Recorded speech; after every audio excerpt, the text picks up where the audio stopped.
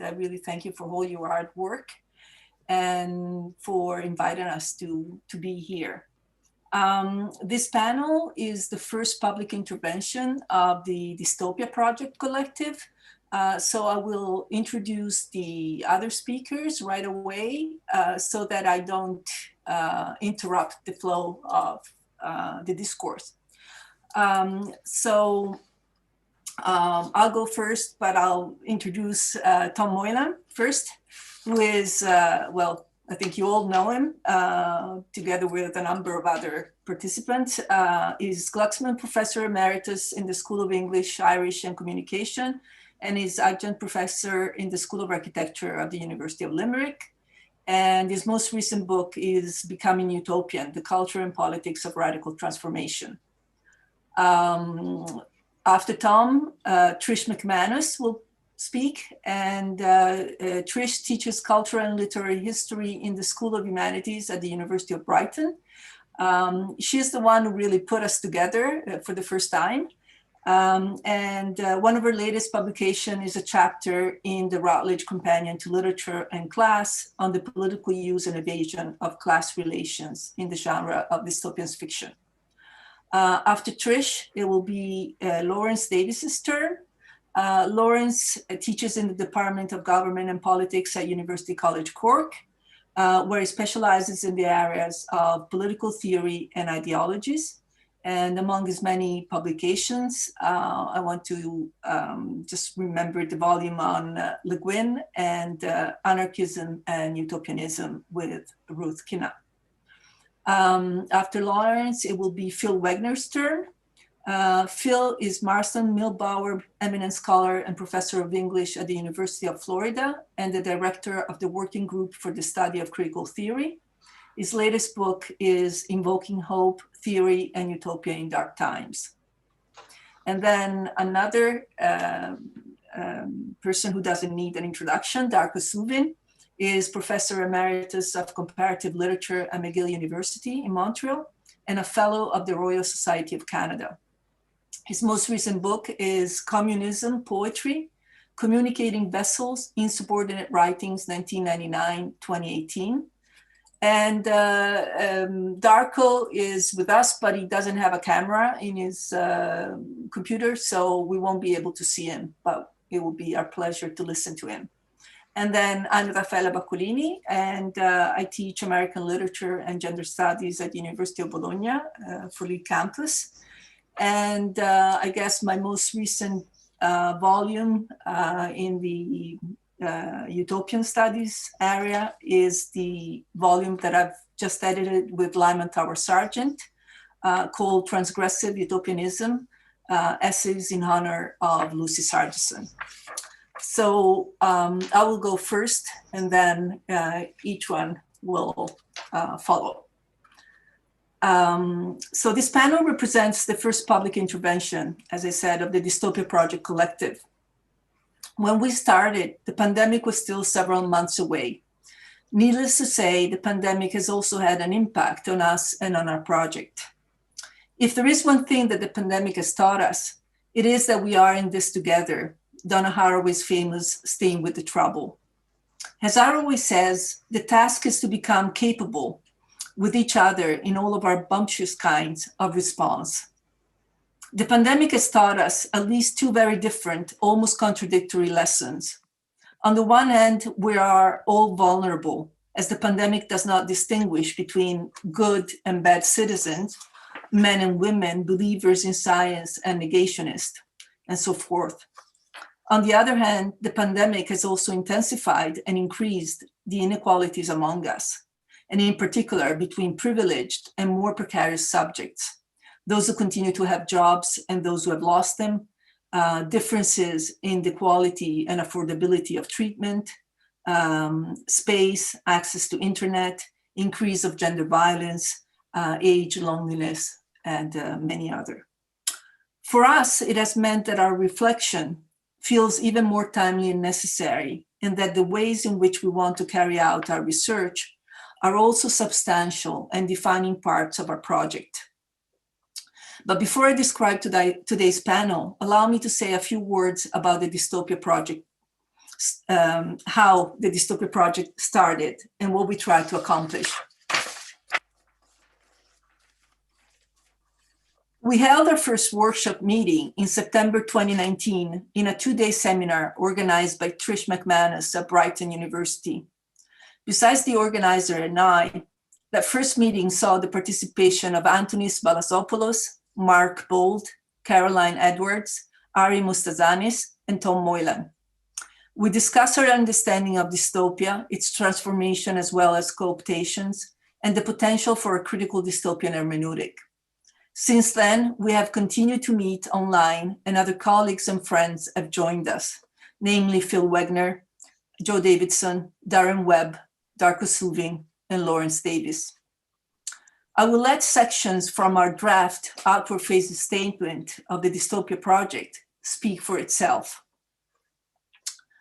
The Dystopia project is a collective of scholars drawn together by an interest in furthering our understanding of dystopia. The urgency of our coming together has its roots in the value we place on collective scholarship at a moment of crisis for the institutions of scholarship, and in our insistence on adhering to the repertoire of intellectual practices held in the notion and traditions of critique and interpretation. Our motivating object, however, is dystopia, its history and narrative forms, the generation and reception and mutation of this latter, and their interplay in the conceptualization of dystopia as a genre, and its own interrelationship with other genres of fiction. And from this, we're also investigating the possibilities and potential of a dystopian hermeneutic, or indeed a critical dystopian hermeneutic. We recognize that we live in a situation of absolute emergency. This emergency impacts directly on all of us in terms of the global context we inhabit, our political and economic realities, on universities and on the other locations in which we live and work. It is our firm presupposition that any work we do as intellectuals and scholars necessarily also involves intervening in these various horizons as well. This understanding of our own present as a moment of tumultuous, multiple, interconnected crisis is one which motivates our work, and we wish to locate our own work in relation to the wider world we live in. We exist internationally and are open to anyone joining us from anywhere.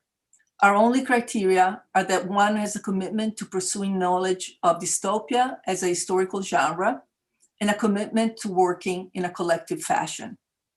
Our founding principles involve an insistence on the collective nature of any productive scholarship at this time, and on the politicization of scholarship, which critical theory assumes and enhances.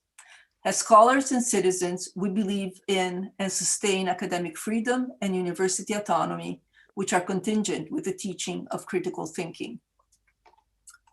This panel then is the first public event that we attend as a group, as the Dystopia Project Collective. What will follow, therefore, is a sort of dialogue among us, where Tom and I will start a reflection, which will be followed by the responses by Trish, Lawrence, Phil, and Darko. The form of the panel is, as I said, part of the project. One thing, in fact, that I believe I relearned in these times of trouble is the importance of interdependence, a lesson first learned through the work of Octavia Butler. Butler has repeatedly written about the importance of caring for the others and for oneself, about the importance of negotiation and mediation as powerful means of resistance and awareness. Haraway has also stressed the importance of interdependence without using exactly the same word when she says that staying with the trouble requires learning to be truly present, not as a vanishing pivot between awful or Edenic pasts or apocalyptic or salvific futures, but as mortal critters entwined in myriad unfinished configurations of places, times, matters, meanings. But interdependence at the same time that we must isolate ourselves is not an easy task. And yet we need to remind ourselves that we are in this together. The sometime unknowing masks that we are all invited to wear is an apt metaphor for the importance and the need for interdependence.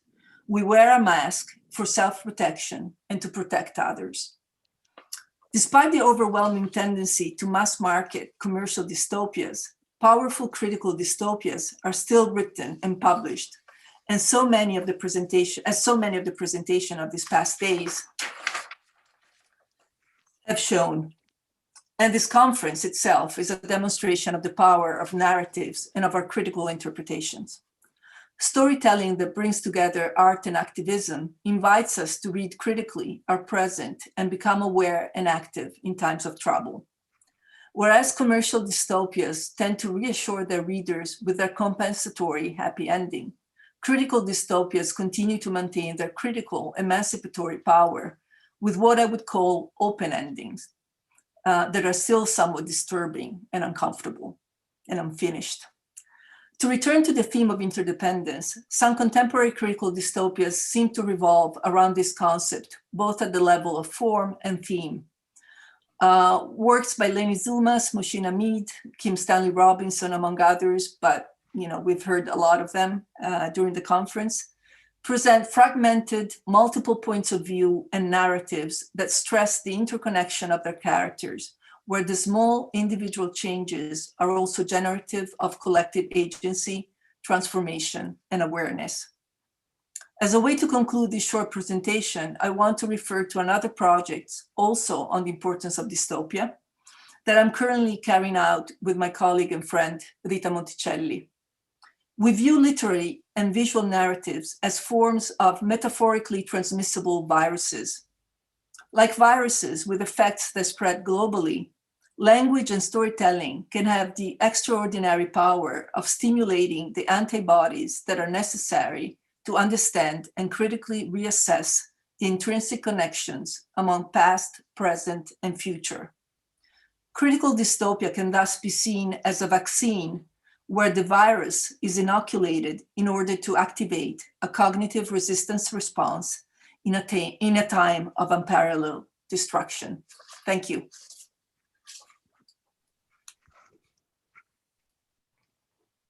Right. Thank you, Rafaela. To continue, and greetings. I want to begin by thanking the Planning Committee for putting together such a timely and well-organized meeting.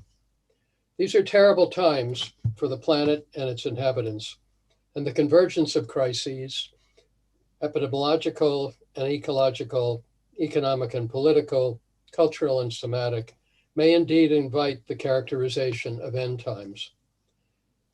However, the critically engaged presentations we have heard and which resonate in this collective presentation have cast a sharp light on this global condition and its local consequences, including those within the university sphere itself, as they have probed the deep causes for this overdetermined crisis and evoked a radical hope that can empower us in all our intersectional diversity. Thanks to everyone involved, this conference, so well described by Kim Stanley Robinson as, quote, both a system and a diagnostic of the time that we're in, close quote, has spoken back to the so-called end time and resoundingly said, no, another world is possible. I want to then step away, though, from the term end times, for as I read it, it is a term arising from a one-dimensional apocalyptic imagination that posits a linear move from life to destruction, carried out by ineffable power beyond humanity. It is therefore a conservative and compensatory term that invites passive resignation and acceptance. It is a term that is profoundly anti-utopian.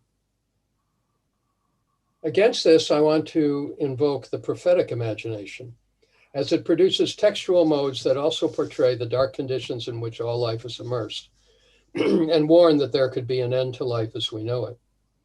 However, these challenging expressions refuse to stop at this point, refuse to accept and submit. Instead, the narrator calls on the people not only to face their terrible condition, but to end their suffering by renewed action that reaches toward a better, redeemed existence. Crucial to this prophetic discourse is the presence of hope. That is, the acceptance by those who are suffering that with their effort, the dark times can be ended and transformed.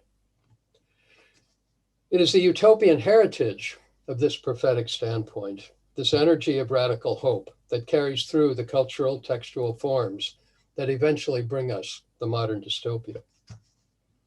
In biblical literature, prophetic expression took the form of the Jeremiad, as a sermon delivered by the prophet speaking the word of God, who describes the hard times, challenges the people, but promises redemption if those people act.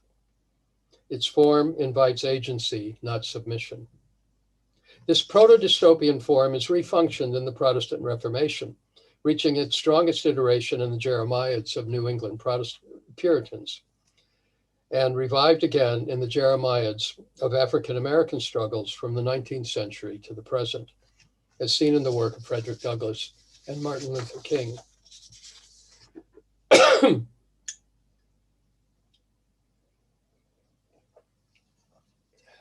In Enlightenment Europe, and perhaps especially in the Anglosphere, the sermon gave way to a revised satiric form that continued this discursive exposure of destruction and degradation, here synecdotally represented by the work of Swift. Not always imbued with hope, satire still contributed to the emergence of a modern dystopian mode. Then, as Phil Wegner argues, the literary genre of dystopia emerges out of this intertextual heritage, quote, in the late 19th century as the third term in a situated concrete dialectic of naturalism, thesis, utopia, negation, and dystopia, negation of negation, close quote. This dystopian mode draws on the formal capacities of naturalist narrative and setting, as it renders dark scenarios and human responses in a textual form that manifests as an account of representational reality, but runs deeper as its literary figuration breaks through manifest details to expose the totalizing causes of the endangered world.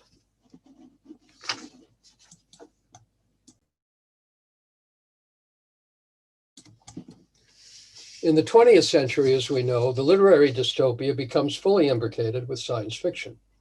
Although, as Darko and many of us have argued, that common base in the operations of cognitive estrangement has been there all along. And it has continued to go through formal modifications and innovations in changes based in new historical conditions and responding to new challenges. Thus, we can track the shifting morphology from the classical to the critical dystopia and beyond.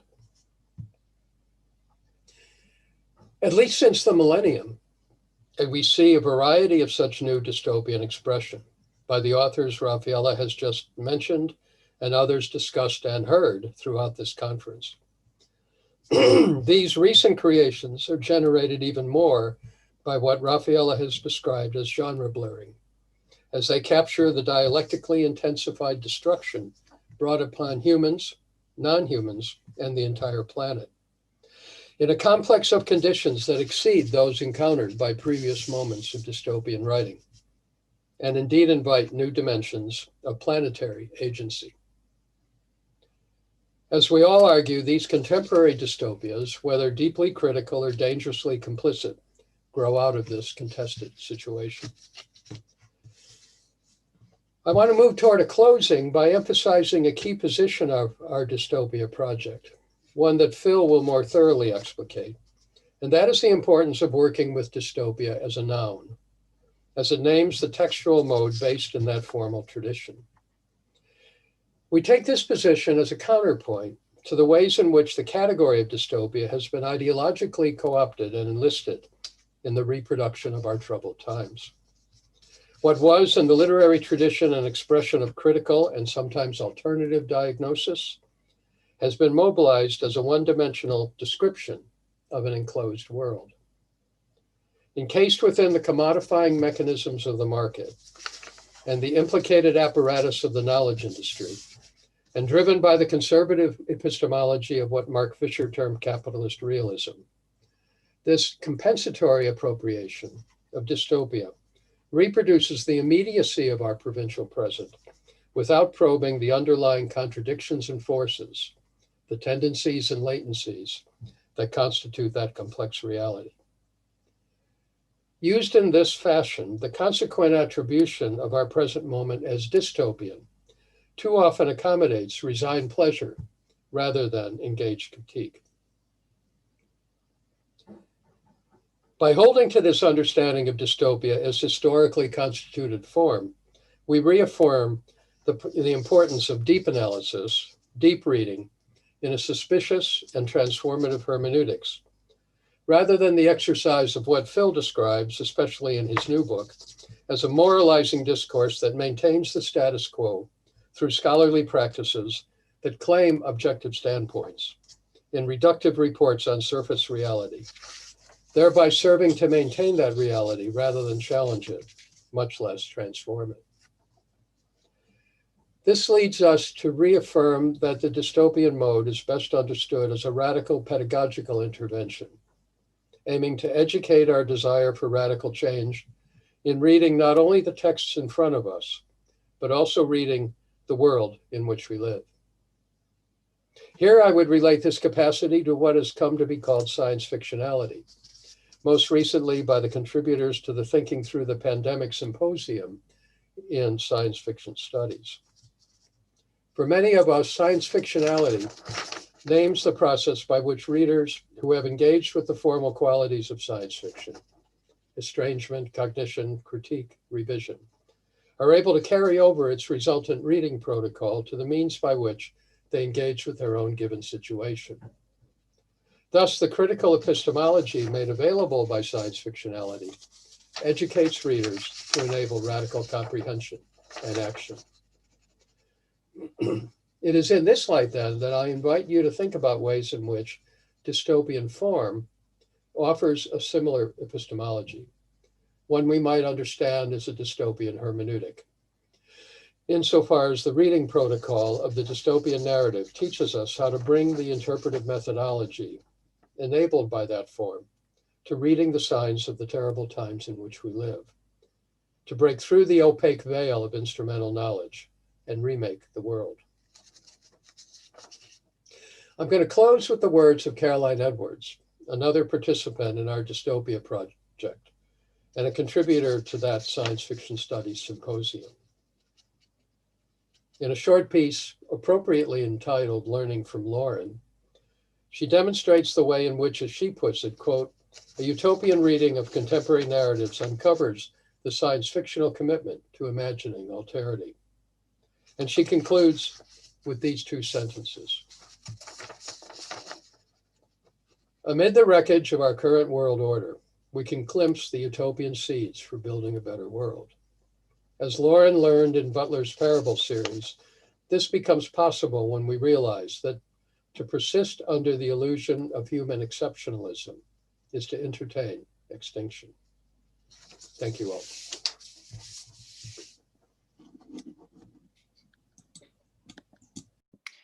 Okay, hello everybody. Thanks, Tom. I start. As part of the Dystopian Project's ongoing reconceptualization of the history of dystopian fictions, so as to better see the dystopian fictions we have in our own, the 21st century, the Dystopian Project is exploring dystopian endings. This focus on endings allows us to do two complementary things. Crucially, we consider pleasure. Narrative theorists have long stressed the satisfactions of conclusions, of the ending of stories for the reader. Pleasure is the mode of engagement most desired by novels.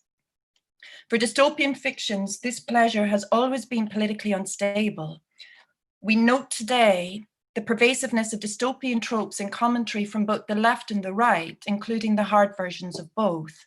These tropes, whether red pilling or, for example, or the mention of Big Brother, these tropes, as with the spread of the adjective dystopian itself, they belong to no political home but are used across the spectrum.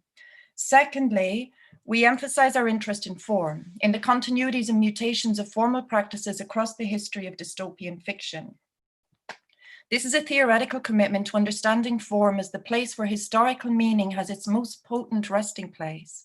Yet it is also a practical commitment, insofar as we see our insistence on exploring form-giving patterns and changes as an intervention into contemporary scholarship on dystopia. Now, in this short presentation, I'm going to focus what follows by using two short stories. The classic Ursula Le Guin story, The Ones Who Walk Away from Amelas from 1973, and a more recent rejoinder to Le Guin, N.K. Jemison's short story, The Ones Who Stay and Fight from 2018.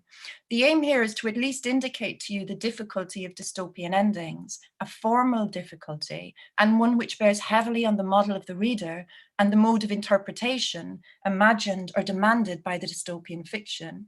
Now, we've long learned to read these fictions as fictions of estrangement. They're politically interesting and even valuable because of the work they do in asking us to see again, to think again about the ways we live in the world we live in. But estrangement is an antagonistic relationship for a narrative to set up and sustain. It is one, therefore, full of risks for the narrative. Will the reader accept the challenge involved in cognitive estrangement, an acceptance which could take the form of curiosity, or of what Pieter Vissing in 1991 called a sense of wonder, or it could take the form of fear, a form of reading effect not without its own pleasures? Will the reader walk away from the chastisement, implicit or explicit, in the undoing of her cognitive, or everyday cognitive map, or will the reader stay and read on? Finally, before I start, what sort of political space does the estranged reader inhabit if they stay to read on? And what does the fiction want from their persistence? So Jemison's story in The Ones Who Stay and Fight is the story of the city of Lat. And this story enacts a rebuke to Le Guin's at the same time as it pays homage to Le Guin's story. I quote from Jemison's narrator: "This is Naso Melas, a tick of a sissy, fat and happy, with its head buried in a tortured child. My accounting of Omelat is an homage, true, but there's nothing for you to fear, friend." End quotation. Following carefully, but with differences demarcated just as carefully, the structure and rhetorical style of The Ones Who Walk Away, Jemison's narrator describes a festival day in the city of Lat, the day of good birds, a day of sunshine and beauty. Now, you'll remember that Le Guin opens her own story with a parallel description of the festival of summer in Omelas, a day in the life of the city. Now, in the course of the description of the two cities' respective festival days, both narrators introduce a child in pain, the unbearable suffering of a child. For Le Guin, the child's suffering is the condition and price of Omelas itself. To mitigate or attempt to end its suffering would be to damage or destroy the city. The terms are strict and absolute, her narrator notes. There may not even be a kind word spoken to the child. End quotation. Jemison's child does not support the city. Its suffering is an abomination to be healed, to be helped. She is a little girl, the narrator notes, curly-haired, plump, blind, brown, tall for her age, end quotation. She's heard her father die at the hands of the city's caretakers. The daughter does not understand and is racked by what the narrator calls the injustice of it all. Le Guin's ending involves those who walk away from the city which leans on such pain. Even though they know no guilt, they cannot bear the paradox and they leave. Jemison's ending insists on those who stay and fight. The final few lines of Jemison's story run as follows, I quote, "So don't walk away. The child needs you too, don't you see? You also have to fight for her. Now that you know she exists, or walking away is meaningless. Here is my hand. Take it, please. Good, good. Now, let's get to work." End quotation. At one level, we could take these different endings, the complex play of homage and critique at work here, as signals not only of different historical moments, but also of different positions within those historical moments. The post-1968 pessimism, or even the momentary cynicism of Le Guin, contrasting with the militancy of Jemison's writing, a militancy within which we can see an articulation of the same militancy of the Black Lives Matter movement and the same message. This world cannot be walked away from. It has to be fought. At the narrative level, however, there's an odd continuity between the stories, and this speaks of a deeper historicity. The reader's position and the two narrators' judgment of the reader as needing pain, as demanding pain for realism or for seriousness. Le Guin's story reserves its strongest rebuke for the reader who cannot bear utopia, who is incredulous in the face of joy. All smiles have become archaic, she writes, a phenomenon which has nothing to do with any historical lack of smiles, our desire for, capacity for smiling, and has everything to do with a sense that joy doesn't fit fiction, it doesn't fit art. And I quote, "The trouble is that we have a bad habit, encouraged by pedants and sophisticates, of considering happiness as something rather stupid. Only pain is intellectual, only evil interesting. This is the treason of the artist, a refusal to admit the banality of evil and the terrible boredom of pain. How can I tell you about the people of Omelas?" End quotation. It is this need for pain, the need the reader stands accused of, which introduces the child. The suffering child is not a creature of Omelas, but of the economy of reading. Credibility, which is needed if the story is to be read at all, requires pain. "Do you believe," asks Le Guin's narrator, "do you accept the festival, the sissy, the joy? No. Then let me describe one more thing," end quotation. That interrogative negative is the pathway to the child. It is the one more thing, the pain, which confound all else in this fictional world. The child is introduced because the reader cannot believe without that foundation of suffering. Now compare Jemison's reuse or reiteration of this direct address to the reader, an address which chastises, as it fulfills, the imagined reader's demand for what here becomes realism. Having noted the incredulity in your face when the narrator speaks of joy, "It cannot be, you say, utopia, how banal." Jemison's narrator tries harder to describe the sissy so that, I quote, "you might embrace it too." And it's at this moment that the caretakers enter. The caretakers are the disciplinary apparatus of Helat, and the child also enters, the child whose father is killed before her blind eyes. Jemison's narrator asks, "Does this work for you at last, friend? Does the possibility of harsh enforcement add enough realism? Are you better able to accept this post-colonial utopia now that you see its bloody teeth?" Now, the arguable centrality of the reader to both endings, regardless of the polarizing effect of Jemison's, that allows us open up the question of the reader and her desire, her motivation in reading to the end, and it allows us open these questions in relation to dystopian form, and it allows us do so historically rather than positing a trans-historical reader. Additionally, it allows us not to problematize, but to see the inherent problems which confront the dystopian narrative. How is it to imagine its reader? Dystopian fiction, from the moment it congealed into a recognizable genre or subgenre of its own, out of the various threads of anti-utopia, satire, the novel of ideas, or early science fiction, has thrived on conflict. From the narrative, counter-narrative dialectic identified by scholars of the classic dystopia, to the dispersed but no less potent conflicts of the critical dystopia, the narrative forms of dystopia are conflictual forms. Our question and our focus on endings is how these conflicts are resolved, or if they even can be. Now, the reader has always been a central part of definition of dystopias. Lyman Tower Sargent's words can be taken here as indicative of an important tradition in the critical history of dystopian fiction, that tradition which inhabits utopian studies. Tower Sargent defines dystopia as, and I quote, "a non-existent society described in considerable detail and normally located in time and space that the author intended a contemporaneous reader to view as considerably worse than the society in which that reader lived." End quotation. Now, this definition is great as an ambitiously elastic way of conceptualizing dystopia, but the phrase considerably worse cannot be allowed stand without further elaboration, lest it do too much work in covering over or erasing the constitutive inequalities and the equally constitutive conflicts which have marked all societies in which the reader has lived along the history of dystopia's own existence. The dystopia, in other words, cannot presume, but must create a space for its reader. For dystopian fiction, the public is a specific and it is a formal problem. It's a necessity, a rhetorical necessity for the narrative's mode of address to exist at all. And it is that which the narrative wishes to rescue the reader from, to estrange the reader from, so as to reposition the reader where she can gaze more critically at what she once was or at what she once thought. And I'll finish there. Thank you.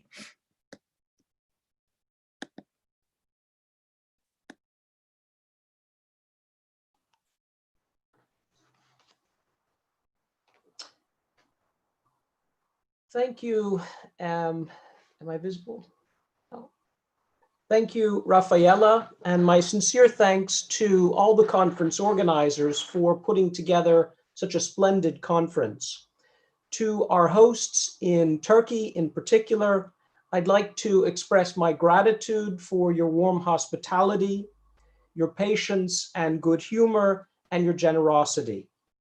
Teşekkürler. I hope I pronounced that somewhat close to how it should be pronounced. My contribution to today's discussion focuses on the relationship between dystopia and utopia and is entitled The Angel and the Porcupine. Dystopia as a literary form emerged historically as utopia's shadow, and as I have argued elsewhere, its alter ego, Sancho Panza to utopia's Don Quixote, constantly challenging utopia's transcendent and perfectionist aspirations or illusions, and pulling it down to a more grounded sense of its own rootedness in the soil of history and individual biography. Now, however, in the context of what some have termed the Necrocene, utopia arguably subsists in the shadow of fatalistic forms of dystopia, though the never impermeable boundaries between these literary forms has grown increasingly blurred. Moving beyond the world of books, which is, I suppose, has been the primary focus of the panel so far, things become even messier. Depending on one's ideological perspective, the culturally dominant expressions of dystopian, or from another perspective, utopian imagination in the early 21st century tend to oscillate between, on the one hand, the capitalist commercial dystopia, which Raffaella has written so eloquently about, which typically offers the measly consolation of individual solace achieved within a wider context of monstrosity, social Darwinist struggle, dystopian social organization, and apocalypse, and on the other hand, far-right scenarios of civilizational collapse, ending with a purifying race war and the emergence of a heroic new hierarchical white-dominated order, one version of which some deluded followers of Donald Trump thought they were furthering last week by storming the US Capitol building. Meanwhile, on the left of the political spectrum, in a kind of Black Mirror image of these tensions on the right, the ideologically dominant forms of ostensibly utopian, or from another perspective, dystopian imagination tend to oscillate between capitulation to dominant conceptions of realism on the one hand, and on the other hand, what Marie-Louise Berneri characterized in her classic study, Journey Through Utopia, as the pursuit of happiness through, quote, the sinking of individuality into the group and the greatness of the state, end quote, as if the 20th century had never happened. In such ideologically polarized and imaginatively impoverished historical circumstances, the question urgently arises. What forms of dystopian savvy, anti-authoritarian, and socially and ecologically regenerative grounded utopian hope might we imagine in the face of impending planetary catastrophe, and specifically the existential challenge of the collapse of the biosphere precipitated by the combined and intertwined effects, destructive effects, of capitalism, industrialism, colonialism, and megatechnics, all legitimated under the banner of what has mutated from a utopian idea and dream into a dogmatic ideology of progress. In my contribution to today's plenary session, I address this question by means of a consideration of Ursula K. Le Guin's at once utopian and dystopian essay, A Non-Euclidean View of California as a Cold Place to Be, which was first delivered in 1982.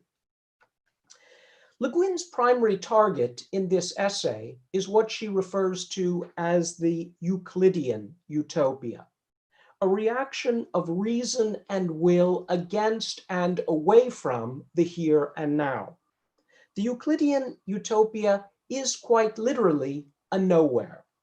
It is pure model or goal, and as such is inherently uninhabitable.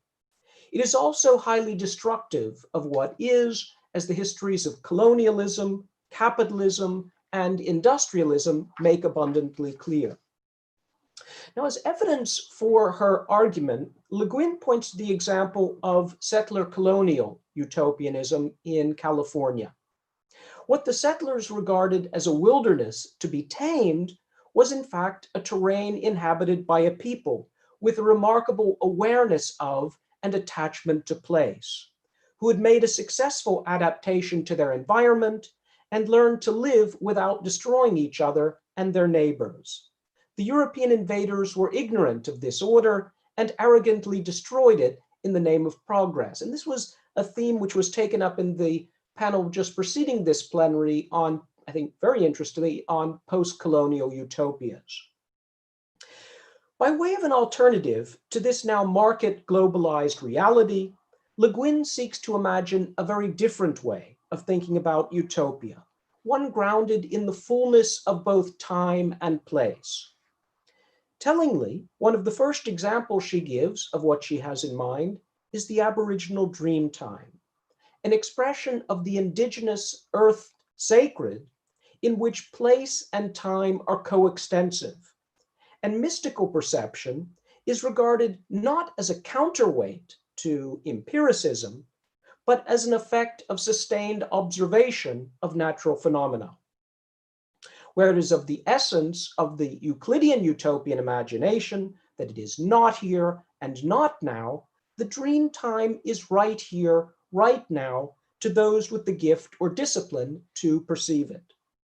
And so too, Le Guin seems to be suggesting are the basic elements or building blocks of a habitable utopia, a true communitas in which people might live without destroying themselves and their natural environment.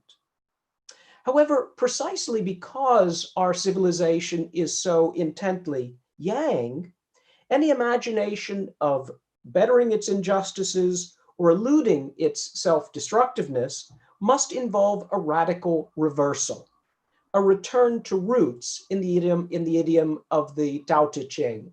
And it was interesting, I think, as well, the earlier conversation or reference to this work by Larissa Lai. Le Guin hastens to add that she is not trying to propose a return to the Stone Age, but simply trying to throw a pig on the tracks of a utopian imagination trapped, quote, trapped like capitalism and industrialism and the human population in a one-way future consisting only of growth, end quote. In her attempt to imagine a non-Euclidean utopia, an alternative to the march of progress that has legitimized the material and symbolic destruction of the indigenous peoples of the Western Hemisphere and now the ruination of the entire planet, Le Guin draws inspiration from a legend of the Swampy Cree. Quoting from Howard A. Norman's introduction to the Wishing-Bone Cycle, a collection of translated songs and stories reimagined over many generations by traditional Cree storytellers, she notes that the opening formula for a Cree story is an invitation to listen, followed by the phrase, "I go backward, look forward as the porcupine does." I go backward, look forward as the porcupine does. The porcupine, in Norman's interpretation, quote, consciously goes backward in order to speculate safely on the future, allowing him to look out on his enemy or just the new day, end quote. And Le Guin remarks on this passage as follows, quote, in order to speculate safely on an inhabitable future, perhaps we could do well to find a rock crevice and go backward. At least the spirit of place is a more benign one than the exclusive and aggressive spirit of race, the mysticism of blood that has cost so much blood, end quote. This porcupine-like shuffle, going backward and looking forward, captures metaphorically the essence of the revolutionary romantic tradition. However, whereas Gustav Landauer, William Morris, Peter Kropotkin, etc., look back to a somewhat idealized picture of the communal spirit of the latter Middle Ages as a source of inspiration for a transformed socialist or anarcho-communist future, Le Guin draws instead on indigenous lore, and specifically the traditional Cree metaphor of the porcupine, to foreground the vital importance of rootedness in place via deep ecological and earth spiritual awareness of it in the here and now. Whereas Walter Benjamin's Angel of History is propelled forward into the future, even as it gazes back helplessly at a past it cannot redeem, the porcupine shuffles backward to find shelter from the storm of progress while looking forward to a new day. Past and future intersect in the specificity of place in this movement, as they do as well in the Cree storytelling tradition, which involves open-ended reinterpretation and reimagination of old themes consistent with a spiraling as opposed to a homogeneous linear or closed circular conception of time. As one reviewer of Norman's collection, I think, correctly points out, the Cree storyteller connects the living generations to previous generations, stretching back to the mythic age of the deep past, when the boundaries between human beings and non-human animals and the non-human natural world more generally were fluid. In so doing, and this is the note I'm going to finish on, in so doing, they recall an ancient mimetic tradition which recognized and respected the imaginative as well as ecological interdependence of species.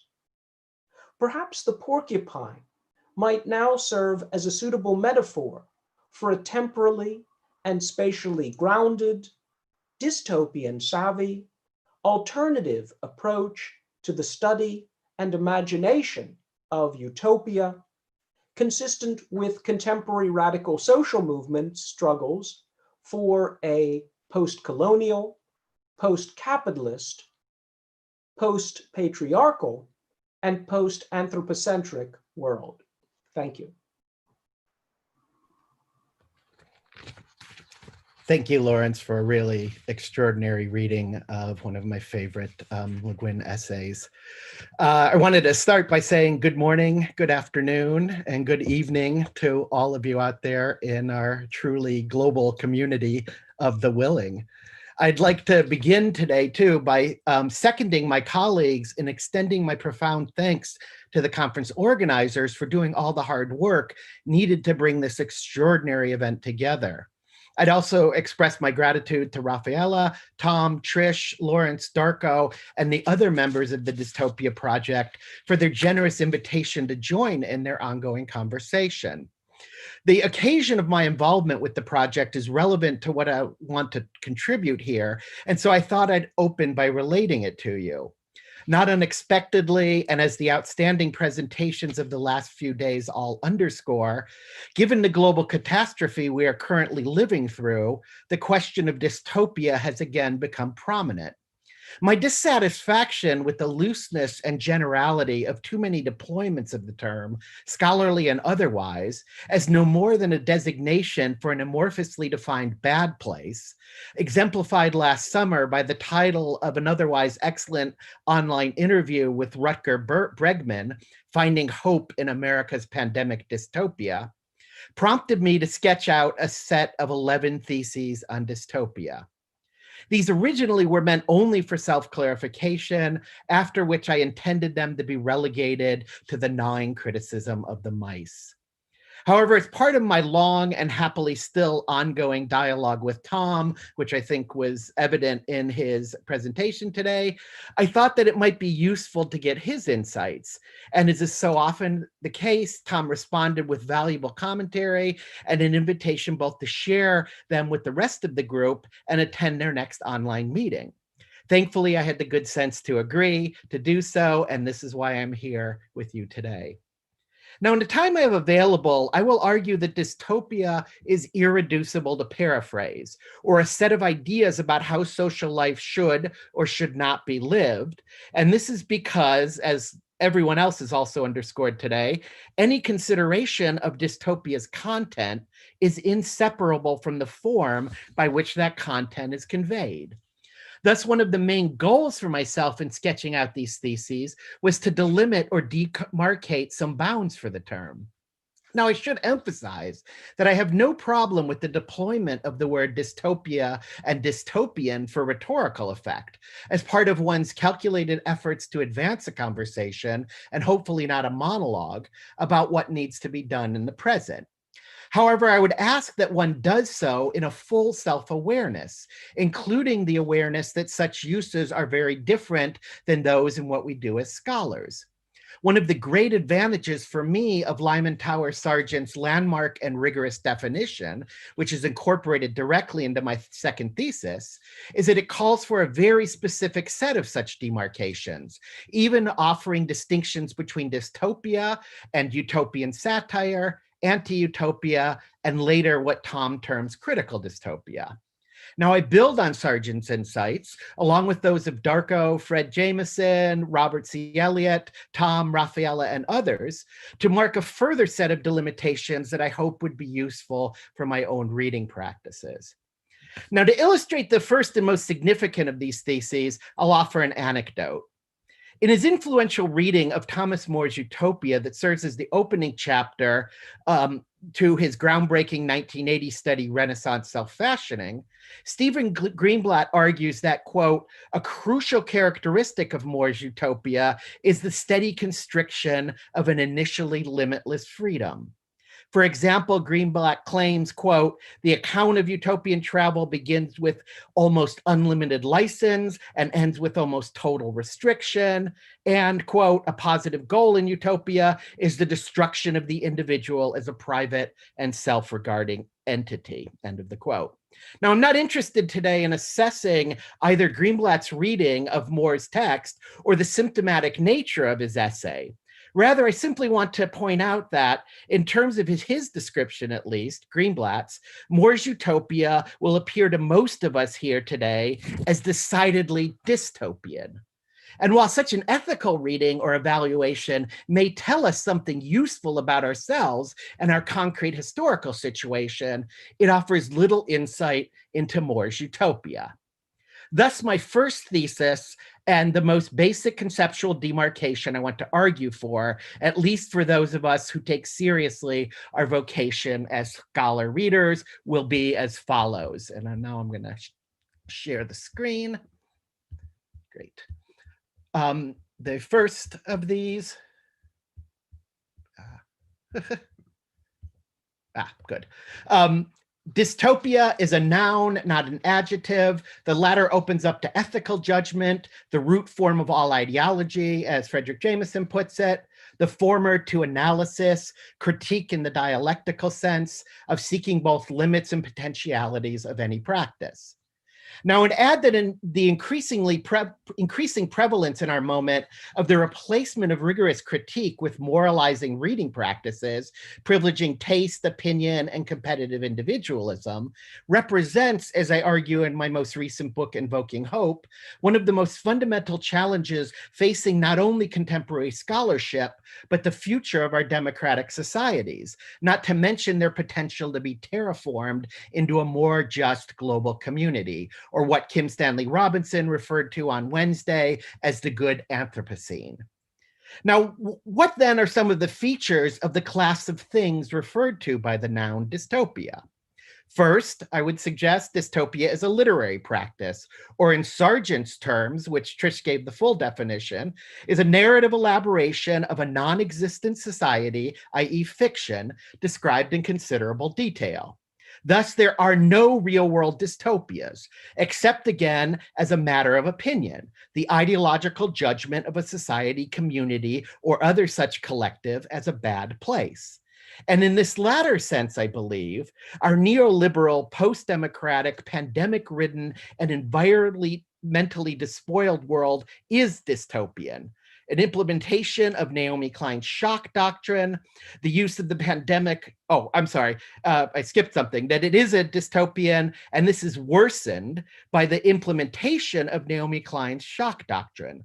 The use of the pandemic as an excuse for implementing what Wikipedia cautiously refers to as controversial and questionable policies on both national and more local institutional levels. The latter, as my university now so sadly exemplifies, with its grim coercion this spring of faculty into face-to-face teaching, and even the introduction of a new tattle button app for students to anonymously report non-compliant faculty. However, as Paolo Bacigalupi shows in his extraordinary dystopia, The Water Knife, even such a reality, for a tiny minority of the population at least, is a utopia, a happy place. Now, secondly, when understood as a literary mode, which is different from dystopia as a genre, which I've argued, and as Tom notes, is a symbolic action emerging in response to a specific historical situation, and which Lawrence similarly just grounded overtly in history, dystopia is science fiction, or Suvin's cognitive estrangement, and thus distinct from three interrelated alternate modalities: cognitive non-estrangement, or realism, non-cognitive estrangement, or fantasy, and non-cognitive non-estrangements, ideology, or what Roland Barthes terms mythology. Now, another consequence of this specification is the need to draw distinctions between science fictional dystopias and realism's satire and fantasy. Thus, while the societies that emerge in their aftermath may be dystopias or even utopias, the apocalypse of post-apocalyptic fictions is a form of fantasy, a wish fulfillment of utopian desire for, in my book, Shockwaves of Possibility. Now, in practice, especially in the present moment, and as Rafaela teaches us, most of the texts we encounter blur these boundaries in productive ways. Margaret Atwood's Mad Adams trilogy perfectly bears this out. In their first book, Oryx and Crake, so effectively read today by Emre and Tom Horan, Atwood writes a near future dystopia. And it is the destruction of this dystopia that occurs in the narrative apocalypse. In her belated second volume in 2009, Atwood rewrites her earlier novel in order to open up the space in critical dystopian fashion for a utopian horizon to appear in her final novel. Or to take another example, Cormac McCarthy's post-apocalypse The Road is also not a dystopia, but rather a fable or a non-cognitive estrangement of our neoliberal present with its own climactic glimmer of hope in the novel's climax. And as Tim Murphy brilliantly demonstrated yesterday, Richard Matheson's classic pandemic post-apocalypse, I Am Legend, is an allegory, one applicable to his precarious moment as well as our own. And Peter Sands earlier today similarly showed how Ling Ma's most recent novel, Recent Pandemic Alternate History, Severance, satirically engages our neoliberal managerial ethos. Now, one of the consequences of approaching dystopia as a literary practice is more careful attention, I would argue, to the specific formal properties of individual texts. Trisha's already discussed the importance of dystopian endings, and I'd add one example in closure of this I've touched on in the past and am writing about in the present: the very different endings of George Orwell's 1984 and Michael Radford's film adaptation from 1984. Now, here's the entire concluding paragraph, but it's only these final sentences that are important to me here. 2 gin-scented tears trickled down the side of his nose, but it was all right. Everything was all right. The struggle was finished. He had won the victory over himself. He loved Big Brother. In the film, on the other hand, Winston turns away from the telescreen and we hear his final thoughts, which is simply, I love you. Both the visual presentation and, even more significantly, the shift from third to first person narration, in effect reversing the transformation that Orwell accomplishes when he adapts for his own purposes the literary practice he found in Yevgen Zamyatin's We, renders the film's conclusion far more ambiguous. Are we to take these as tears of joy, as in a novel, or of sadness over his betrayal of Julia? That is, does the you here refer to Big Brother or to Julia? The consequences of these changes, which are matters of form, are significant and have great importance for how we read and teach the education of desire at work in any individual dystopia. And in another of my axioms, dystopias educate desire, although the locus of the desire can range on a spectrum from the most reactionary to the most radically politically utopian. Thank you for listening.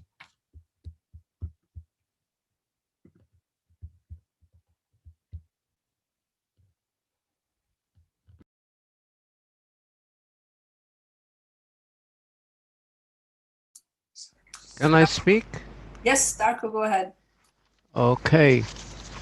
I shall come back to this graph in the middle of my contribution. My title is Fake Death Dealing versus True Life Affirming Novums.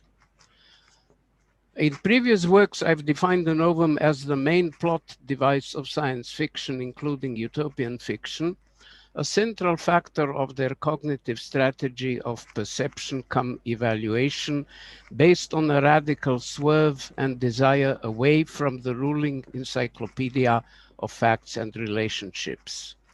But then I proceeded to doubt a univocal use of the novum as simply a quote progressive unquote element in the 1990s, since evidence of that was becoming unmistakable after the coming to power of right-wing politics with Reagan and Thatcher.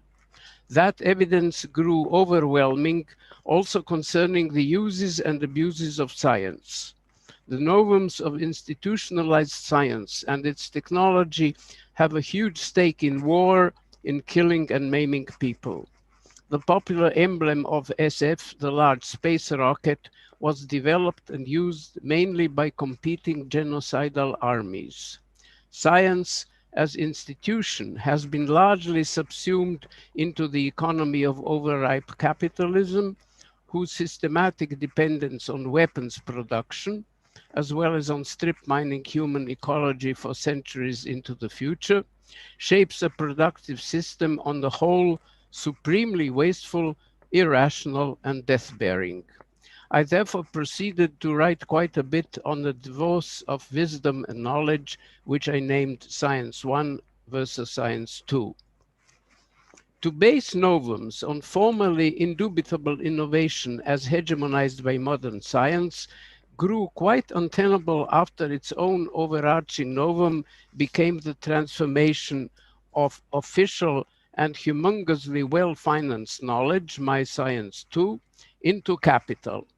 And I investigated at length what clearly happened when this was force-fed by much right-wing publishing money into hard SF, the space cadets of imperialist warfare, in my essay on Starship Troopers. Now it is becoming evident for all in the present pandemic and its economico-political use that science is split between the wisdom of virology and continued exploitation at the immediate risk of life of most women, essential quote-unquote workers, and the great majority of officially quote non-whites unquotes, where technology can mean the quick and often horribly painful end of life for literally millions of lower human lives deemed, in the frank Nazi language, unworthy to live. But at a deeper level, a suspicion also grew in my mind that the surplus or newly created knowledge was finally anchored in the extortion of surplus or newly created value from the laboring people. To the extent that this is true, the novum is rendered ambiguous at the source. It is the spoils of war. The lay of the land for the novum has changed from Baudelaire and Rimbaud to investment of billions, to science and technology as the racing bloodstream of corporate capitalism, where innovation is divorced from making our lives more pleasurable, beautiful, and easeful. Entire industries are based on perpetually accelerating obsolescence, most clearly the computer one. Innovation has deliquesced into a stream of sensationalist effects, largely put into service of outdating and replacing existing commodities for faster circulation and profit. Novum's semantic impertinence, as Ricoeur put it, is in a great majority of cases abused for salesman touting, away from radically putting into doubt relationships of power and exploitation between groups of people. Therefore, the plagues bothering us will not be dealt with by old antibiotics. Progress, expanding GNP, onwards and upwards, reason identified with the bottom line, what Le Guin not quite fairly calls the Euclidean moment. We are in between two major bifurcations. The short 20th century ended about 1989. The other, it was thought before the present pandemic turned towards a surveillance society, may be expected somewhere around 2040, give or take a decade and barring an earlier nuclear war. I now think that the dubious decade is being resolved into our epoch beginning to end, right with 2020 and its prolonged aftermath, which even virologically will last at least 2 or 3 years. The old, including the old new, is dead. The new has not managed to see the light of the day, and we're not sure whether it will in our lifetimes. In the meanwhile, a too long while, the old masquerades as the newest. As Gramsci and Brecht concluded, in the half-light monsters rise up. The incantatory use of the novum category as explanation rather than formulation of a problem has to be firmly rejected. Novum is as novum does. It does not supply justification, it demands justification. I conclude that we need radically liberating novums only. By radically liberating, I mean not only a new quality as opposed to simple marketing difference. I mean a novelty that is also in critical opposition to degrading relationships between people, as well as to the commodification of human and surrounding nature, and in fertile relation to memories of a humanized past. I mean further a novelty enabling us to understand whence comes the rising tide of racism and fascism 2.0, and crucially that it is fed by the central commandment of capitalism. Profit now, more and more profit, and let the straggling hundreds of millions be eaten by wolves. Further, perhaps a labor-saving and nature-saving utopian society would also need novums, but just how many? Might we not rather wish, as William Morris did, for the true novum of an epoch of rest? Philosophically speaking, should we not take another look at the despised Aristotelian final cause? Last not least, wouldn't the novum have to incorporate carefully chosen antiquums, as Bloch called them, or looks backward, such as the bourgeois democratic freedom of teaching, now sorely trampled from Istanbul's Bogazici to US universities such as Phil's Florida at Gainesville?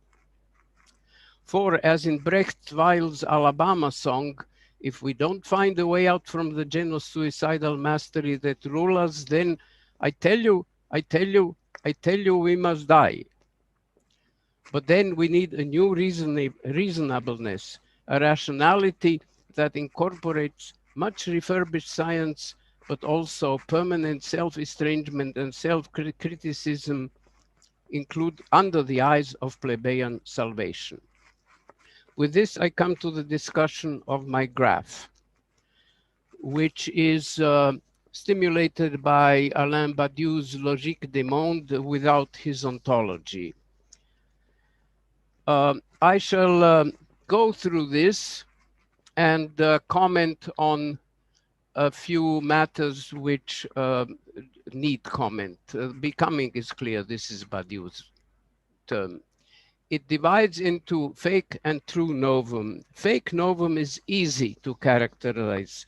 It's more powerful and faster machines to kill and maim people, as all military technology, or to destroy nature. All private cars, even if they have artificial intelligence. Or the capitalist glitzy surface variation simulating novelty, such as chrome tail fins on cars in the 1950s, or NGOs pushing civil society in Eastern Europe of the 1990s. What is a true novum? For example, collective means of transport with minimum possible destruction of nature. Armies without weapons to destroy people and nature, but intervening usefully into relationships between people and with nature, as explained by Fourier and Jameson. What is a point-like novelty? Truly useful, but only for a relatively limited purpose. Find your own examples. What is a weak singularity on the right, the last column? A true and widely applicable novum, but with limited consequences for its possible world, concerning only some sectors or groups. This is probably connected with compromise formation, such as Obama's initial healthcare proposals, anyway torpedoed because too near to a true novum. What is a strong singularity or Badiou's event?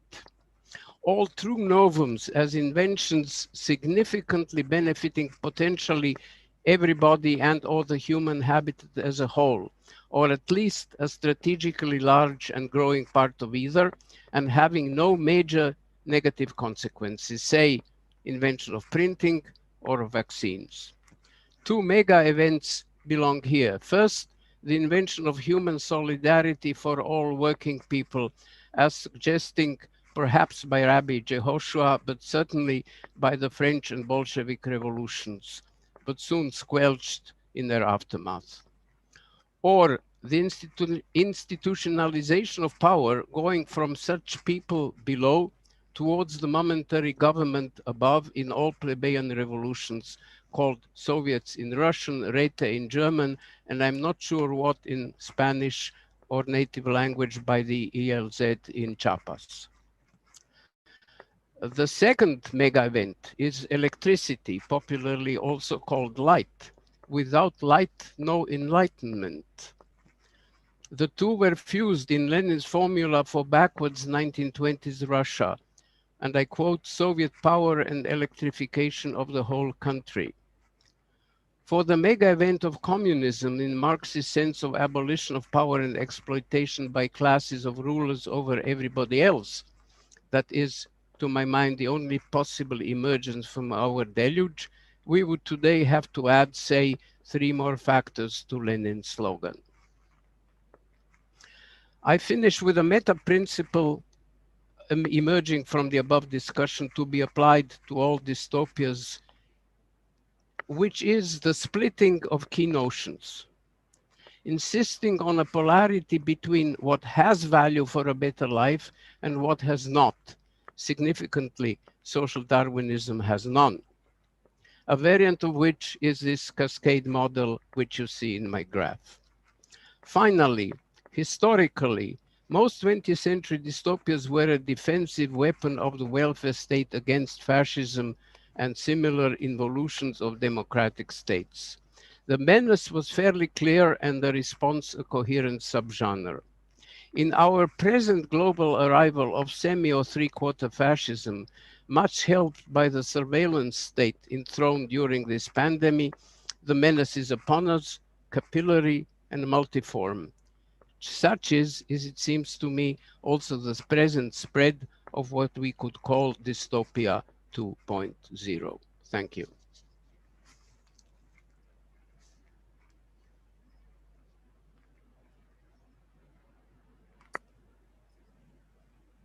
Okay. Thank you, Darko. Thank you, everyone. And I think the chat is open. So if there are questions, I saw that there are comments. I don't know whether. Rafaela, all of you are now spotlighted at the same time, so that just you know. Okay. Perfect. Perfect. Thank you, Emra. Okay. Well, I'll start reading the comments as we wait for questions. There's a thank you, Tom Moylan from Heather. Indeed, the modern capitalism has unjustly imposed end times on numerous earthly collectives, both human and non-human. There are no end times in any absolute sense. The unbounded potentiality of the to come, oops, I just moved, sorry, always resists complete closure. Okay, great. There is a first question by William Coker. I have a question for Tom Moylan. Could you more concretely specify whom you have in mind when you criticize dystopias that encourage resigned pleasure as opposed to critical thought? At first, I thought you meant something like the popular right-wing readings of Orwell, but then what you said seemed to have more to do with the surface reading advocates like Rita Felsky, or maybe they have something in common.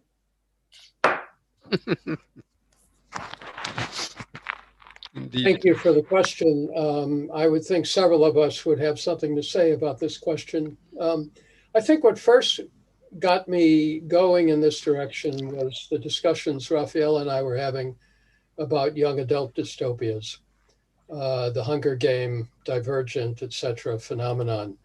The way in which the initial, I think, legitimate dystopian impulse that was critical soon got caught within the mechanisms of the market. And so that these became endless series, hyperglycemically open to consumption rather than probing criticisms. Raffaella has a very good reading of Divergent in this direction. Franco Berardi has a very good critique of the reception of the Hunger Game films. So it's that tendency to catch the dystopian flow of writing and even on the level of literature to capture it and market it. I also think, and it's open to an open set of readings of each episode, Black Mirror, which I haven't studied in depth, but just a first look. Some of the episodes fall into this tendency and some move in a critical direction. But maybe others want to join in on this. Excuse me, just a little note, Emra. I see only about a third of the question in a little insert of any question. Sorry, this is just for Rafaela. I think Rafaela will choose the questions, and then I think okay. I'm just sorry. pasting them for Rafaela's attention. Sorry about that. Okay. Okay. Yeah. Okay. There's, well, I don't know if anybody wants to add. I think that Tom, in a way, answered for me as well. But yes, there's what I would just add is that I think there's a flourishing of dystopias being published, and I think we heard some of them also being criticized here. I think Vox is perhaps one of the worst dystopia that I've read, or at least had a nice premise, but then it went in an awful direction. And I would say that The Handmaid's Tale is another example. That's a more complicated, if you want, a more complex and ambiguous example of commodification, cooptation of dystopia. I mean, there has been commodification, like in the lingerie, the red, the Alfred red or the Handmaid's red lingerie, or the sexy Handmaid's Tale costume and things like that. But of course, it has also accompanied marches and protests all over the world. So I think that would be a different kind of example. Could I come in on Orwell 2 minutes? Sure. This was a direct question to Tom, who answered in his own way wonderfully. But since I just wrote a huge essay published in Historical Materialism about 1984, its subtitle is Genius and Tunnel Vision. There's no doubt that Orwell had textual genius. There are many nuggets we can still use from him. I will mention only the three slogans, okay? Or it's taken as if he were reading Hegel, which he wasn't, certainly. You know, freedom is whatever. The three slogans of Oceania. War is peace, freedom is slavery, or whatever. The problem with the tunnel vision, despite his nuggets of wisdom, which should be treasured and be a part of our heritage, is that it says very simply, we're done for and there is nothing to be done. That fosters social Darwinism. In other words, this is human nature. It may be sad, we may weep over it, but that's it. You eat or you be eaten. This has been taken up on its shield, so to speak, in an ancient metaphor, by a whole, how should I call it, wing of criticism of dystopia. That is what I call useless use of dystopia, or death-bearing use of the novums that you can find in Orwell. That's it. Okay, let me read a couple, if it's okay, a couple more questions. And I, apologize if the pronunciation of the names is not correct. Tsiganik Zolz. To any of you who wishes to answer, thank you for pointing out utopian dystopia being education of desire. Yet as I see dystopian and post-apocalyptic narratives becoming more and more popular, often mass-produced in the entertainment industry, I feel it becoming more and more formulaic, full of stock elements. Aren't you afraid of dystopia becoming a commonplace genre and losing its educative power?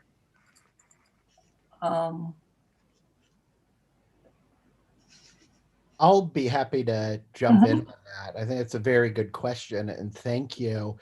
Though I'd want to begin by making a distinction, right? I fully agree with you, the tendency towards the sort of stock formulations and the repetition involved in here, but that's not to lose its function as an education of desire. It's to narrow and specify that education of desire to a very specific set of ends, to the reconstitution of a particular kind of order. And what I fully agree with you is that the more and more that these forms become these kind of repetitious structures, and remember what Roland Barthes' great formulation for ideology in mythology, repetition is the sort of key function of any kind of pedagogy, that the more that repetition sort of solidifies and codifies, becomes institutionalized, the less possibilities for what Darko was talking about today occur. So education for the new, for the novum. And that's what I see is the real challenge that needs to be opened up and questioned. Rafaela, could I come in after Phil? Sure. Yeah, absolutely. Because I think it's a really, really interesting question. And arguably it's one of the reasons why we set up the Dystopia Project, is how do you use the philosophical and literary historical vocabularies developed by scholars like Darko and Tom and all their colleagues. How do we use those to cope with this tsunami of popular fictions? And I think the first thing to say is that in a sense, we should welcome them. Any genre has stock elements. Any genre requires already a familiarity amongst those those who are its adherents or its readers. So I think the distinction there between formulaic and something that's not formulaic, it doesn't really hold up. But the problem the way I see it is scholars should study more of these formulaic fictions. We can't just study the ones that we like or the ones that we consider to be politically potent. There are innumerable fictions that haven't received anything like the attention they should have, even in the past. The Camp of the Saints, the French novel, the Turner Diaries, for example, as well. We have to find a way to relate these to the genre elements of the dystopia and to figure out their forms of attraction, because they remain potent. And just one final thing, surely it says something about the political militancy of our own moment, say of the last decade and a bit since the financial crisis, that we have this much more politicized commercial form, rather than the Harry Potter or the Twilight moment, that these actually are they're forms of popular fiction that address, no matter how diluted the address is, that address concerns that people have with politics. So even though you might consider something like the Hunger Games or Vox, the one Rafaela mentioned, as bizarre in terms of their attraction, I think we need to take really, really seriously precisely that bizarreness. All of the questions we would put to a classic dystopia or to a critical dystopia, we should still be putting to those. It doesn't mean elevating them to some status where they're worthy of that attention. Just as scholars, willy-nilly, they require that attention if we're to understand why dystopia now is capable of doing the work it is. Okay, there are some great questions, actually. There are questions about, people asking to know more about the Dystopia project, and if there is a website. Maybe you can say something later. I would go to some of the other questions if it's okay. There's a question from Osnur Caracas. For the last 3 days, I've been thinking about the means to consider real-life revolutionary instances as utopian models, maybe in a Blochian manner. The wave of Occupy movements, and I have Gezi movements in Turkey in mind, as I have also worked on it. I wish to see whether Darko Suvin would agree that these movements might be considered as singularity, though mostly weak, or would it be better to call them point-like novelty? How would you consider applying these conceptions to recent social movements? Am I supposed to answer? Yes. I think so. It's an excellent question. I have ex-PhDs from Turkey now in emigration, and I know a bit about the Gezi occupation. I'm not sure I know enough to be pontificating about it. I would say that the Gezi in itself, or the Occupy in New York City, etc., seems to me quite similar to a point-like novelty.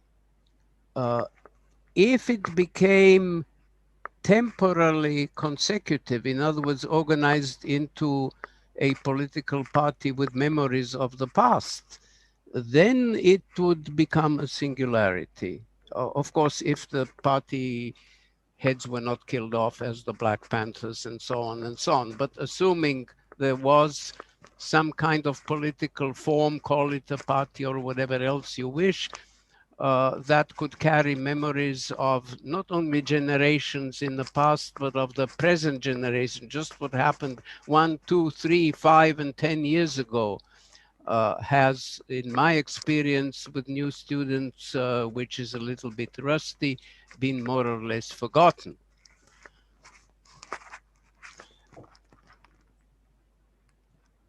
May I also just interact totally out of sync that I loved the recourse to Le Guin, both in Trish and in Lawrence. And I agree totally with Jemisin. The only short story by Le Guin to have been sanctified in the school syllabus is Those Who Leave Omelas, which means it is co-optable. whereas most of Le Guin is not co-optable. For example, The Dispossessed or New Atlantis or 6 other short stories, I could say. It is a glitch by Le Guin, let's say, quite openly. A beautifully written glitch, as everything she ever wrote, but it is a political and ideological glitch. And I think Trish did brilliant analysis of this, and and Lawrence did. And as let us say, the person who first started talking about Le Guin, I had to say this. Thank you. Another question from Tim Waterman. Hi. I'm interested and slightly worried about Phil Wegner's seeming dismissal of taste and ethics, and I would like to challenge this on the grounds that if we are to think of human judgment, I believe as we must, as something that is both situated and relational, then taste allows us a lens into the affective and emotional basis, not just of experience in the sensorium and in place, but of critique. I'm sure it was not expressing an antagonism to taste, but I would like to hear a more clear scaffolding of these relations. Phil? Yes, thank you, Tim. I actually fully agree with what you are saying. What I was really interested in here, and I talk a lot about this in my new book, is the deployment of these judgmental categories as a practice of reading. What I see you doing here is exactly this form of critique, is taking, as you say here, the questions of human judgment, which are always situated and relational, because too many of deployments of these things, of these kind of judgmental categories, evade exactly that situation and relational dimension of that. They present themselves as false universals in this case. And then that allows us, and the very language you use here, as a lens onto affective and emotional basis of not just experience, but in place. This is what I absolutely agree. This is the distinction I was aiming for here between the deployment of reading practices as a form of ethical judgment and the deployment of reading forms as or reading practices as forms of critique, is exactly that these judgments of taste have more to tell us about a particular situated community, individuals, rather than what they do about the text they purport to be engaging with. So I fully endorse what you have to say. And I think this is related to something I just wanted to add real quick to what Darko was saying in response to Orsnu's very interesting question too, is that I was really struck by the way the bottom trajectory that Darko's tracing out here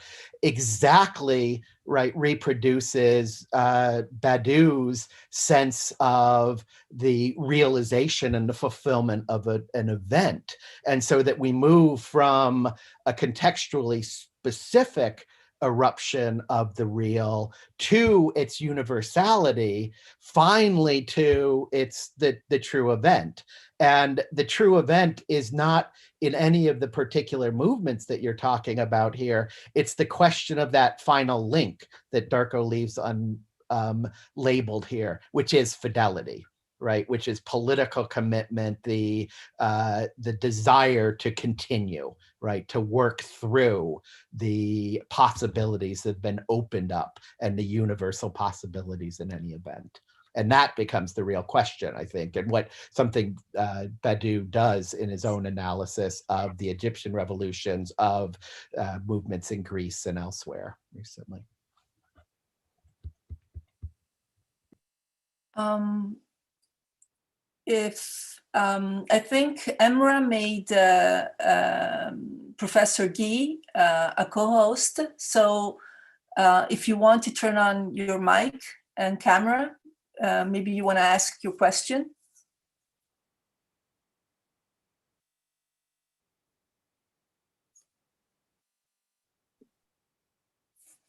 Okay.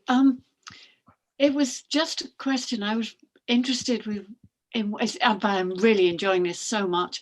I was interested by what Patricia McManus said, in that I think even the more commercial, the more popular dystopias, the young that I know and that I teach love them. They are obsessed with them. And I don't really feel, I'm not talking about the quality of them, but I'm saying that they express a deep sense of fear and unease, which I think in itself is, I can't help but see as a positive thing, because it makes them less willing to believe the politicians' nostrums.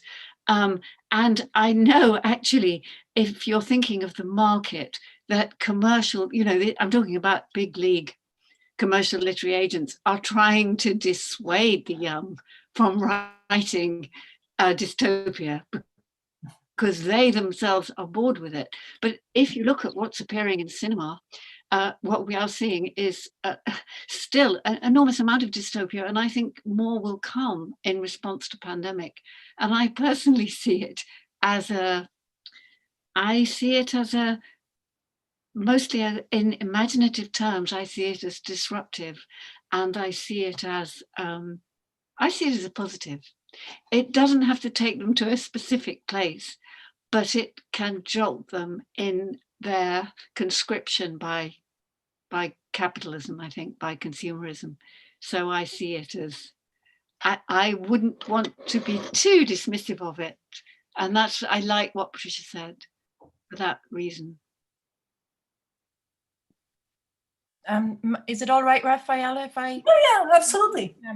Professor Guy, thank you. Your experience is the same as mine with my students. And the odd thing is, the moments they most remember, the moments that students most like to talk about, now this is worrying in terms of literary criticism, but it's fine in terms of trying to understand why these texts are successful, are precisely the moments of resistance, the moments of rebellion.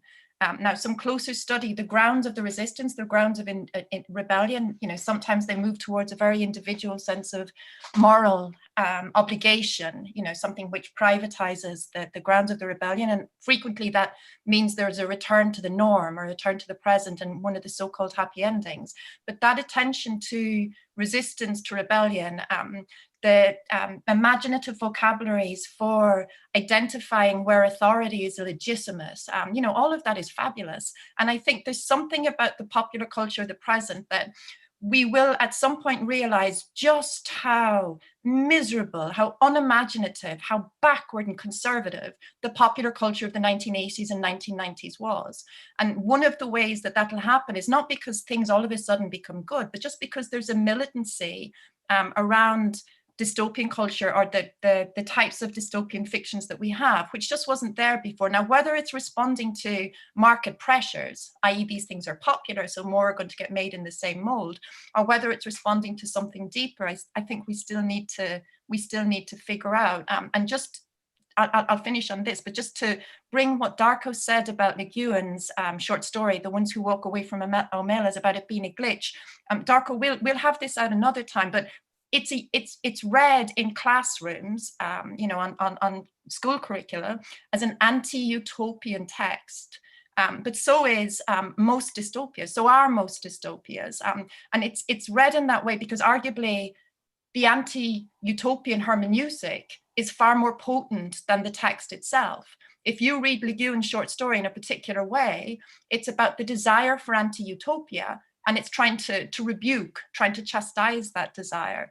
So I think one of the things we need to do is look, I think, as Phil was saying earlier, is at how these texts want to be read and try and recognize in ourselves that anti-utopian hermeneutic, or the way in which it had a potency, which maybe is dwindling now, but, arguably for Le Guin in particular, the way that she's become sanctified in some arenas, it was very, very powerful. So I think that's Tom's critical dystopian hermeneutic. Apologies, Tom, but we've got a lot of, your critical dystopian hermeneutic is going to be put to a lot of work, I think. Tom? Yeah, I'll be brief. I think I misstated myself or am not being clear. And thank you, Professor G. And I noticed Jade is asking a similar question. In making the distinction between the commercial and more critical dystopias, I'm not setting up a binary of bad versus good dystopias. But it resonates more with Zolt's point, where he caught the opposition between surface readings and deep readings. I certainly would agree with you that these commercial dystopias have a very powerful resonance, but they need to be read deeply in terms of their form and their reception, and not simply taken for their surface content.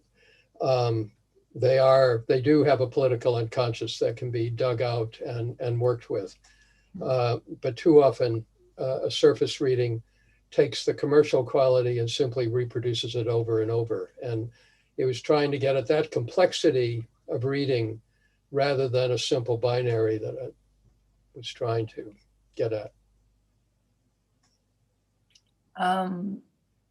It's, you know, the chat is wonderful. There's comments and there's people answering to each other, and it's kind of difficult to follow, but I invite everyone to read the chat. There's a question from Vita Monticelli to everyone. Thank you for this amazing panel. I'm very interested in endings in dystopias and in many of the current dystopias, for instance, in popular TV series. I would like to ask Trish if she could elaborate more on the fascinating possible relationship she has addressed between critical thinking, happiness, and hope in dystopian endings. Thank you. Trish?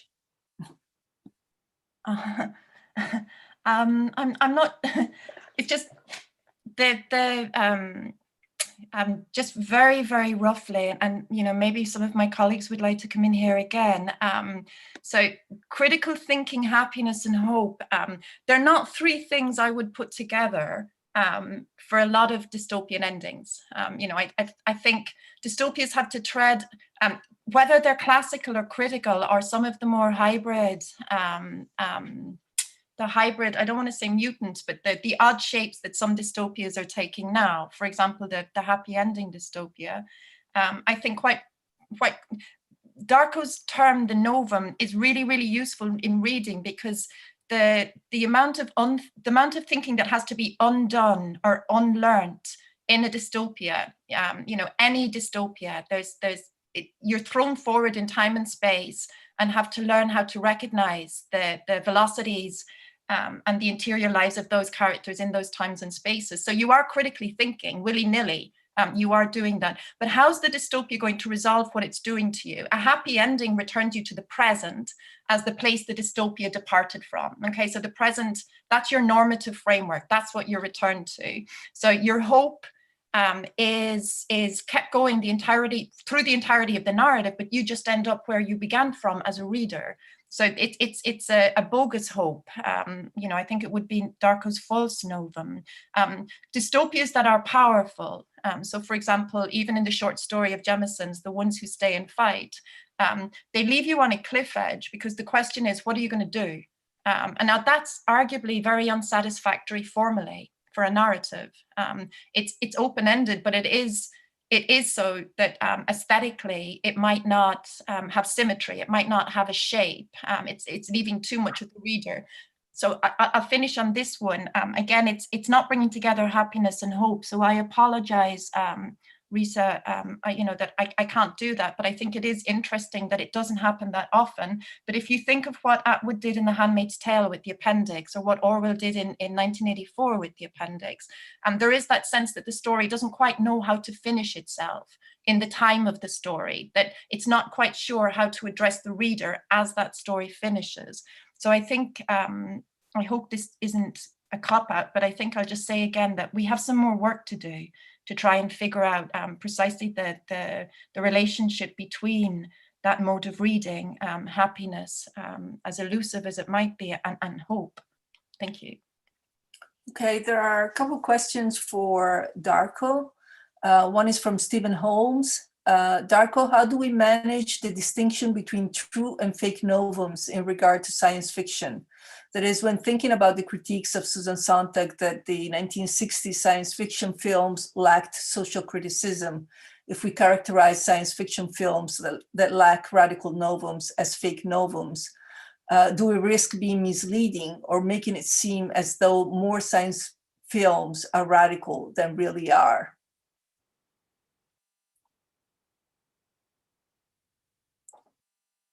Darko? Your mic is... Do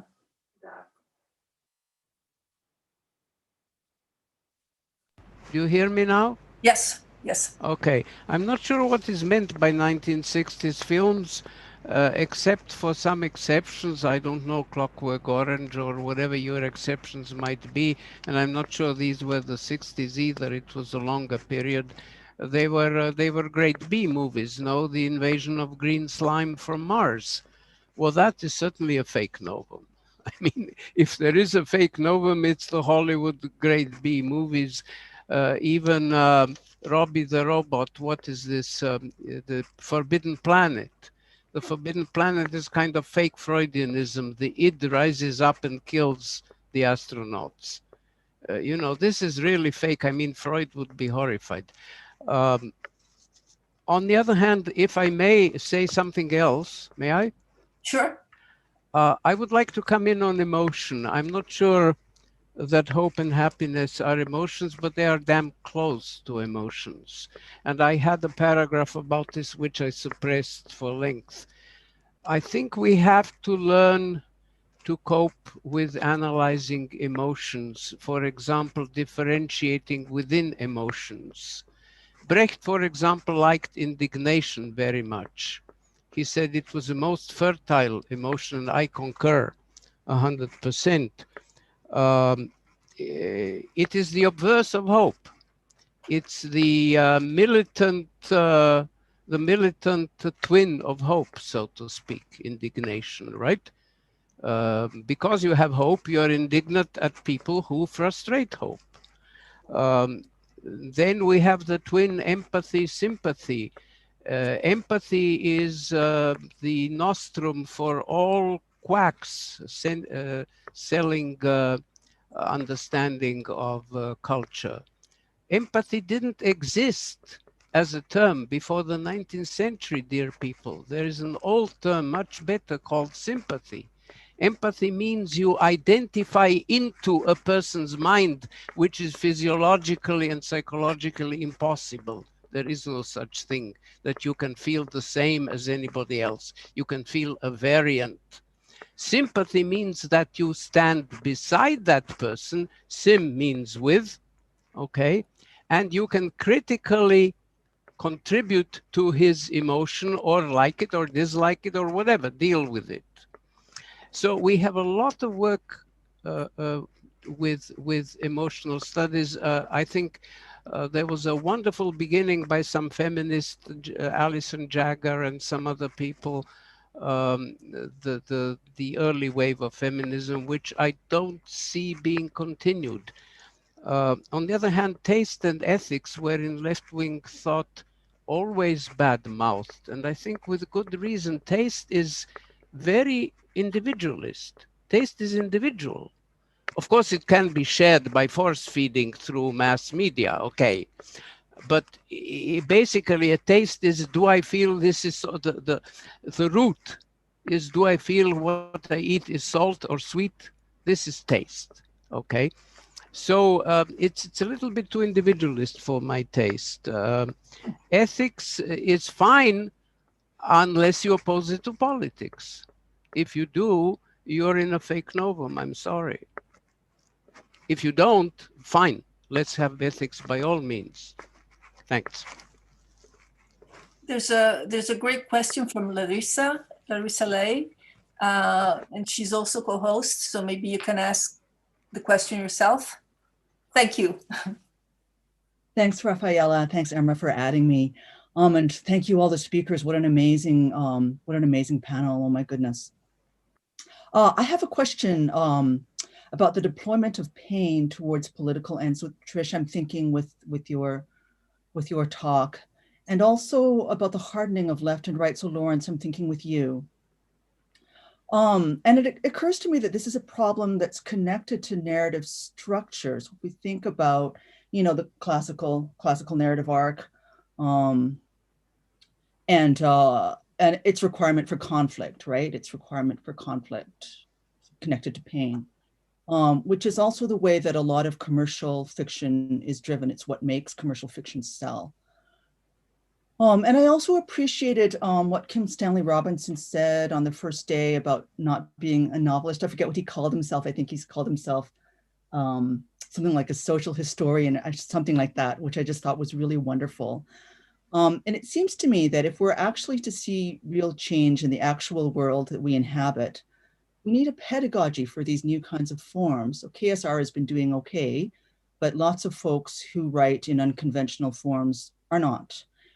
And I guess I just wanted to ask you about that. So it's a very pragmatic question in some ways. It's a how do we get there from here question that probably, you know, involves a little bit of thinking around the problem of circulation, right? So for those of us Americans in the room, if we sort of attend to the ways in which, you know, what's his face? Oh my gosh, brain fart.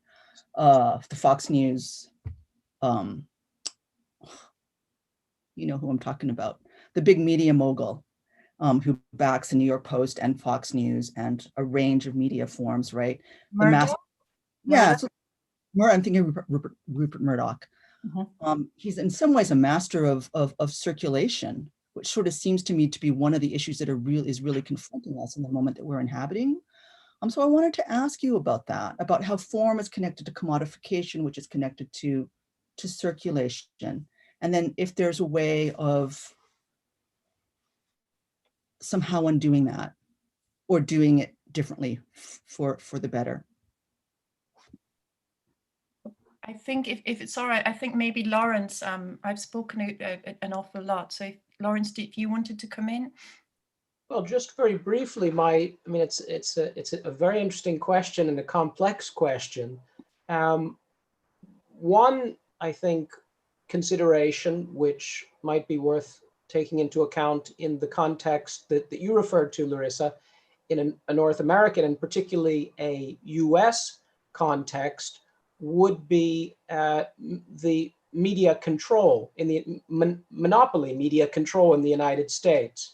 So one of the courses I teach, I'm a political theorist. I study political theory and ideologies usually, but I also happen to teach in Ireland, in University College Cork.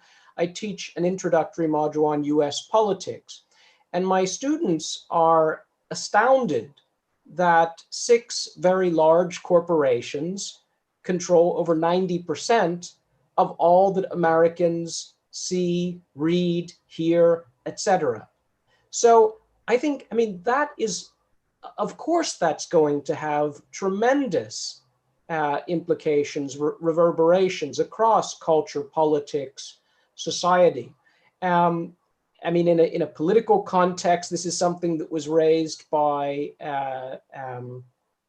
presidential candidate Bernie Sanders in his book, Our Revolution. There's a chapter which you might find interesting if you haven't already come across it, about media monopolies and the way that the media covers politics. But I think that analysis can be applied to the sort of question that you're raising here today. How can that be dealt with practically? That's a much bigger question. I think one pragmatic step would be the sort of legislation we saw early in the 20th century in the United States to break up these sorts of monopolies, applying antitrust legislation. But it's a much, much larger problem than that. And that, of course, you also referred to ideological polarization, and we see that in the political sphere as left and right move further and further apart, and there's no grounds for compromise, for negotiation, for critical reflection and thought. And I think the sort of situation that we see now was described in an earlier period very eloquently by Noam Chomsky as manufacturing consent. And I think that's still That's still very much true today. But I recognize that that's just that's a tip of the iceberg response to a very complex and interesting question. So thank you for that. Thanks for that answer. I mean, it seems to me, Lawrence, that, you know, that is a piece of it for sure, is media monopolies.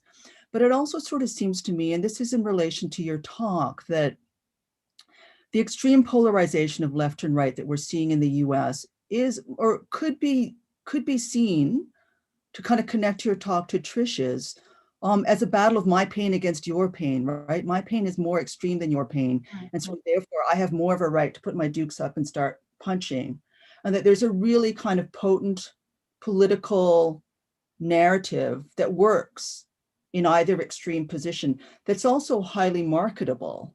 And so I am thinking a little bit about the screenwriting teacher, what's his name, Robert McKee, who says, you know, we're hardwired for classical narrative, and classical narrative is conflict driven. And so it sort of seems to me that, sure, on the one hand, it's about the market, it's about political control, but it's also about, at another level, desire and narrative, right? And that's where that kind of, where your talk really hooks into to Patricia's. So I don't know if you'd like to comment further, or Patricia, if you would sort of like to weigh in there. I mean, I think to my head anyway, you know, the market is brilliant at responding to people's desires, and pain is a very potent source of desire as well. I mean, in Darko's tremendous phrase, when he spoke about the novum being rendered ambiguous at the source, as with all science fiction as a whole, this is a tremendously powerful invention, a tremendously powerful form of narrative, but it can be used in very, very different ways. You know, so it is the spoils of war, Darko said, and I think we can think about the market as being, you know, one terrain of struggle, one increasingly fractured along the lines that you describe, Larissa, you know, identitarian lines, because even though I agree with Lawrence about the media monopolization, you know, there's no flies on Rupert Murdoch. You know, if he thinks utopia will go, dystopia at the same time, no problem, even from the same imprint. You know, so I think we shouldn't underestimate how sensitive the market is to the world that we live in, and in particular to the fracture lines, the tensions within that. And again, I think it's just a very, very, I would make a very strong case for taking the market and popular fiction as seriously as we can.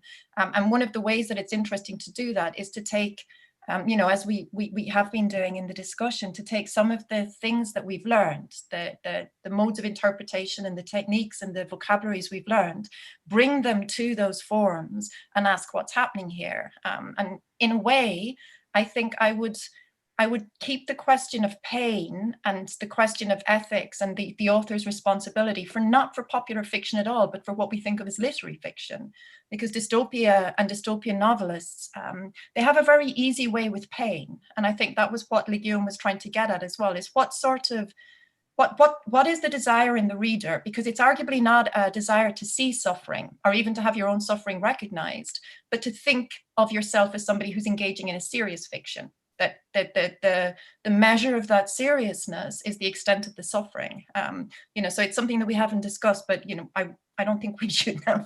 I think everybody's probably, well, I'll leave it there. Thank you. Maggie just joined us. I think she has a comment on this. Well, I just want to say something about, it's also interesting, but empathy. Literally feeling your way into another. And it's something that writers, novelists have to use all the time, or we couldn't invent characters. It means a form of curiosity, and it involves learning.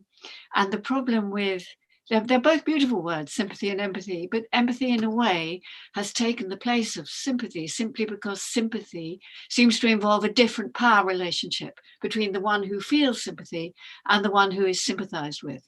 And that's why we move towards empathy. And I would like to say, I cannot see it as in contradistinction to indignation or action, because empathy is what has very often moved me towards action and indignation, because I've been moved by others' sufferings, well, as well as my own, towards wanting to do something against them, wanting to change the world a little bit. And I think at its best, that's what reading and writing does. But I understand, and there's a lot of attacks on the idea of empathy, particularly after Barack Obama started talking about empathy. And some of those attacks came from the right, though I realize this one does not come from that area.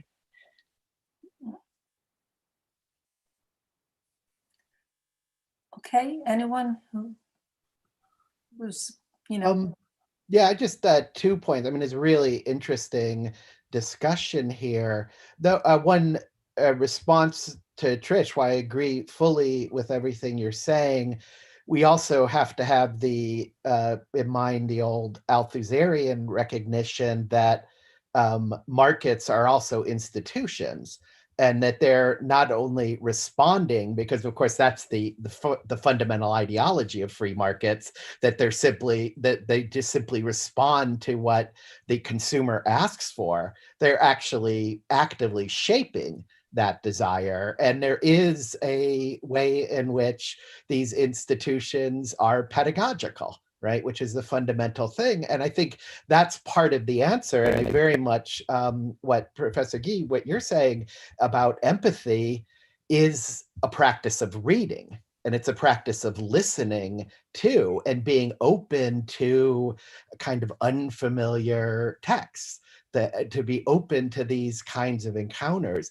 I mean, I think one of the things that has made this weekend so extraordinary, or this week, I guess it's just the weekend starting, this week such an extraordinary event for me, is the encounter with so many other kinds of texts, including, right, my Amazon box is filled right now with, including Professor Guy's novels, which I have not read enough of, and I want to, and many other things that were mentioned in the presentation. And so part of the way we begin to challenge that is to continue what we're doing right here, right, is engage these kinds of conversations, listening to each other, making I always tell my students in class that I so wish I could brainwash them, because I actually do believe my values and political goals are the correct ones. And I wish I could just impose them on them and they could go out and be my noble army of life. But that's never going to happen. Really, all we can do as educators is to expose them to a range of possibilities that they don't get otherwise in this society. And I think that also shapes a large part of the attack on the humanities in this contemporary moment, is that our goal, unlike other aspects of the institution, which is less to replicate, right, and rather to contribute to this kind of change, to contribute to this kind of opening up. And I think so we, again, always the kind of question of taking what we do very seriously too, as readers and teachers, and contributing to all of this. Okay, I've been told that we can go on for another 10-15 minutes.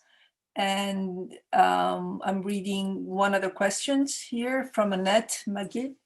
Wonderful overview of how dystopia should be regarded. Lawrence spoke of the blurring. I would appreciate hearing more from the panel regarding the need to have a transition, as Tom stated, from a one-dimensional view of dystopia held by conservatives to a deeper analysis and a deeper reading.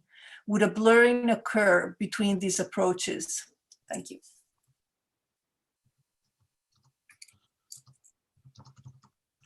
Who wants to pick up? Tom may want to comment on that. I don't, because that speaks to, I think, more to his paper. But just to clarify, if I may, Rafaela, that when I was referring to blurring, I was referring to a blurring of the distinction between utopia and dystopia. And just very briefly, just if I may, I just wanted to endorse Maggie Guy's comments about empathy, and as well to endorse Phil's comments about the act of reading and the way in which empathy can perhaps help us to develop new habits of vision, new patterns of desire which go well beyond the sort of, I mean, I'm a political theorist, which go well beyond the primarily rational, deductive sort of argument, which doesn't really get to the heart of a lot of problems in the way that empathetic reading can. This is something which, I mean, I don't agree with all of the arguments that she makes, but in fact, I disagree with many, but this is an issue which Martha Nussbaum raises in her work, The Therapy of Desire, where she's looking at the therapeutic aspects of ancient Hellenic ethics. And I think that's worth reading in this regard. And I'd also just like to say that I really enjoyed, was this yesterday, the comment which was made in the plenary session with Maggie Gee about the importance of, this is something which stuck with me and I've been thinking about today, the importance of every living creature at all moments of time. It's something that really, and the examples that you gave, I mean, some, very mundane, I suppose, examples, and you referred to some non-human animals, foxes, etc. This is something that strangely I've been thinking about during lockdown. We have urban foxes in our garden, a variety of birds, etc. And I've just been thinking about that more and more during the pandemic. So I just wanted to take this opportunity to thank you for that contribution. Thank you. Thank you. Yeah, if I guess by way of an answer, I'd go back to Larissa Lee's point about a pedagogy for new forms, and taking the point that a simple surface reading of commercial utopias, dystopias of them simply as market products is not going to get anywhere other than to replicate the world we already live in. And I very much take the point that Trish has been making about the need for a deep analysis and a deep reading, as does Phil, of these works. But I think one place where I don't think we'd get a blurring between these approaches, but one place we could find the pedagogy for new forms is in the type of dystopias that Raffaella was talking about at the beginning, the work of Hamid and Doctorow and Robinson and Larissa herself and others. These are very new dynamic texts, ways of writing, ways of approaching the world that, yes, may be dystopian and utopian in their mode, but they're working across many forms. And I think the more people read those forms, the more people learn about form. The more people engage with the complexity and the diversity, the more reading protocols are developed further. And I take Phil's point that this is part of our pedagogical work to teach our student these forms and these protocols, and then let them run with it. I never know sometimes what's going down in the head of people that I teach. And then 10 years later, I'll get a letter from someone who's just, either transform themselves or transform the world, and it'll bring me to tears. And this year, I teach a fifth year architecture seminar, my one remaining teaching duty, which I dearly love because I can't stop.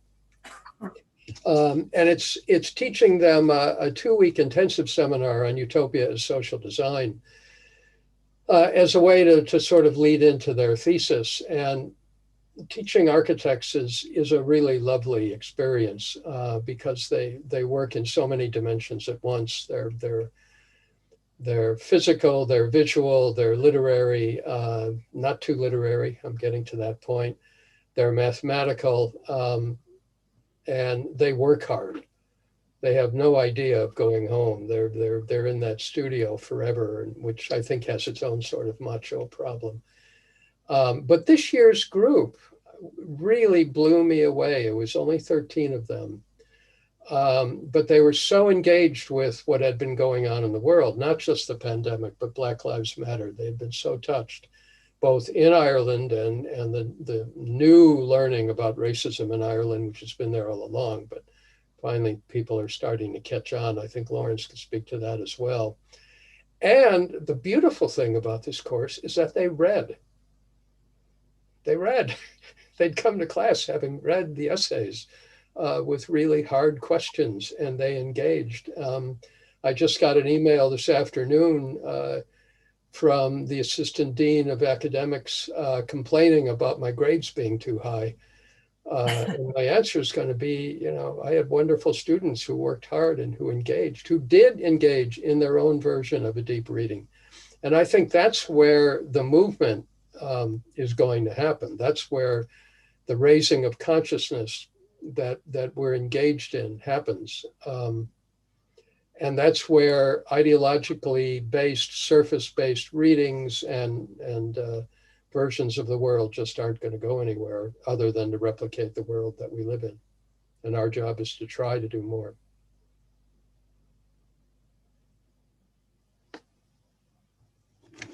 Okay, perhaps one last question. There's a question from Conrad Scott to pretty much the panel. And I'm just going to skip to the question. I wonder if you or anyone else might speak to an increasing prevalence of environmental elements in contemporary dystopias, which Handmaid, referring to the Handmaid's Tale, seems to avoid for the most part, or is at least not as focused on. I discussed environmental aspects in my earlier paper today, which I think you listened to, Philip. But I would love to hear all of your thoughts about what seems to be a recent concentration of environmental disruptions to a sense of place in these dystopias. I've been calling this the eco-critical dystopia, partly in riffing off of the critical dystopia.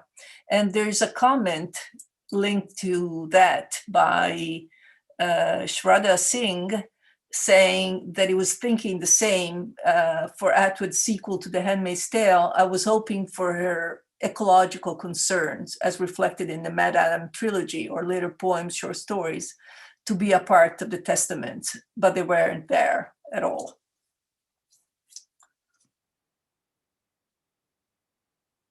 Anyone?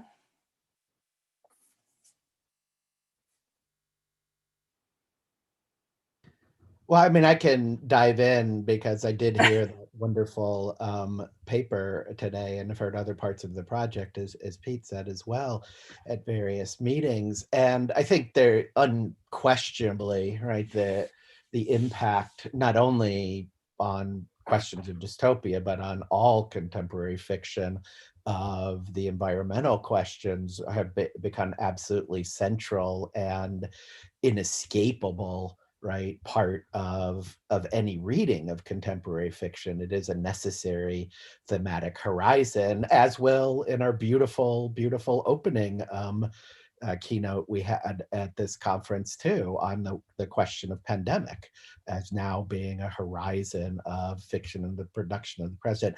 But I think one of the things one discovers is similarly in that pandemic project that these ecological concerns have long been absolutely central to science fiction, fictional text. I was thinking about the Tim Murphy's very great paper this week on I Am Legend, and the way I'd never considered before that this is a direct response in some ways to George R. Stewart's great novel, Earth Abides.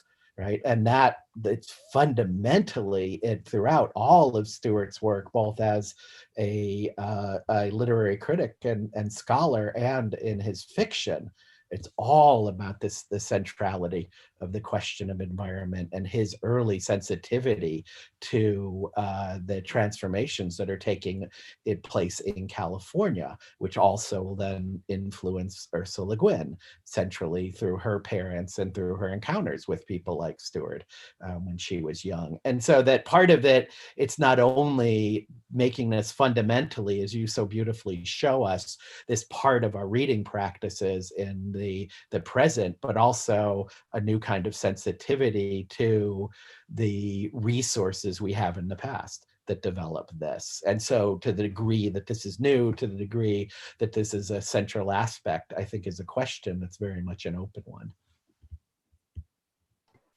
Just to pick up, if I may, Rafaela, on what Phil has said there, and again, I find myself agreeing. I think that there's been a real paradigm shift in terms of awareness of ecological issues. And so, I mean, of course, it's true, though, that, you know, as Phil has pointed out, we can trace these themes over a long period of time in utopian and dystopian literature. And one course which I teach, it's a course called Contemporary Ecological and Anti-Capitalist Politics. But we read in this course, we read literary utopias, among them William Morris's News from Nowhere, Le Guin's The Dispossessed, to encourage the students to challenge preconceived notions about the relationship between environment, capitalism, etc. But let's not forget that when William Morris was writing News from Nowhere in the 1890s, he was writing very much against the grain of the dominant culture. The ecological themes, you know, which we find in News from Nowhere, the fierceness of his critique of modern civilization, not only in News from Nowhere, but in a wide range of his political writings, was very, very much against the grain of the time, which was, you know, he was writing in the wake of the Crystal Palace and the celebration of the potential of machines to save human labor, to make human life easier, with very little awareness of the potential effects of those machines and of a profit-driven system on the non-human natural environment. Now then we come to the later part of the 20th century, the rise of so-called ecotopias, Le Guin writing, you know, in the wake of the growth of the ecological movement, the rise of ecologism as a political ideology.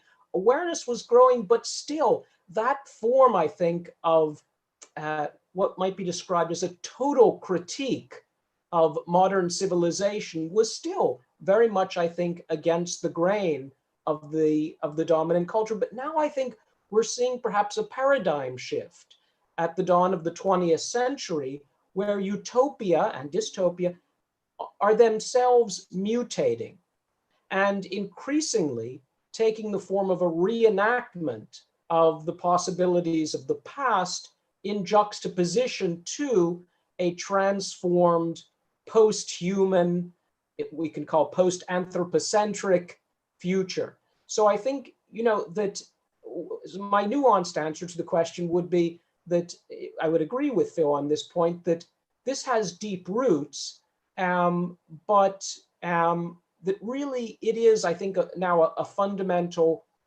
paradigm shift that we're witnessing. And I think that's been evident in some of the papers at this conference, the panels that I've attended on post-humanism, on the Anthropocene, Capitalocene, on post-colonial utopias, etc.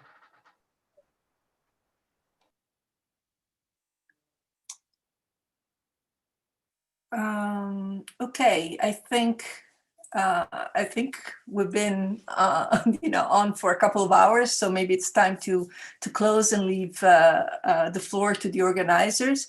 Unless you want to say something else, I would like to thank everybody for, great questions. I think a great discussion. And I would like to thank the organizers and all the participants. These have been truly, a couple of great days of discussion, and we look forward to continuing the discussion.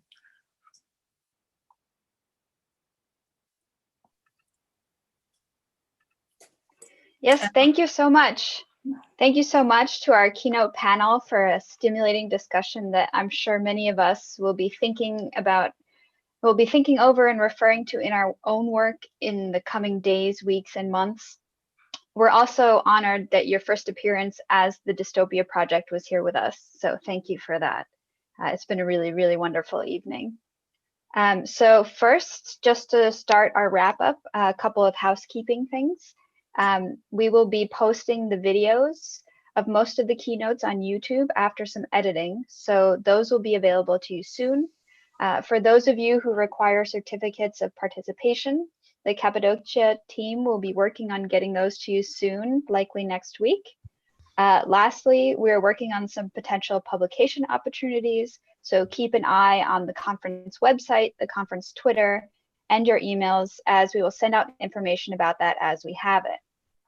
We'd like to once again thank Cappadocia University for hosting this fabulous conference, and in particular, Alev Alatle, Chairperson of the Board of Trustees, Hassan Ali Karasar, Rector of Cappadocia University, Sinan Akilla, Head of the English Language and Literature Department, and Serpil Opperman, Director of Environmental Humanities Center. We would also like to thank Burjus Satilmis for the incredible tech support. Really, it's been fantastic. I'd also like to quickly thank my comrades on the convening committee, without whom none of this would have been possible, and who have helped bring so much joy to the proceedings and to my life, really. Thank you guys.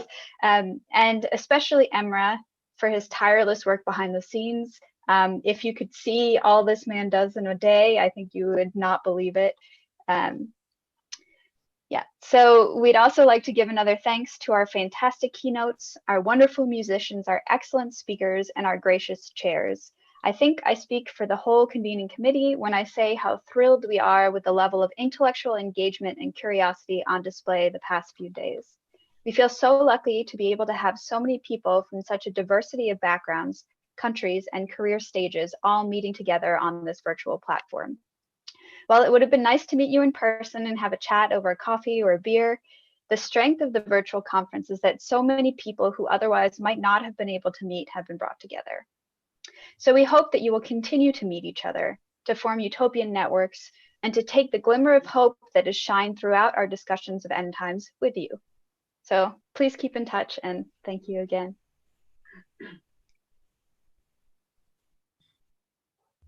And now I'll pass it to my colleague, Heather.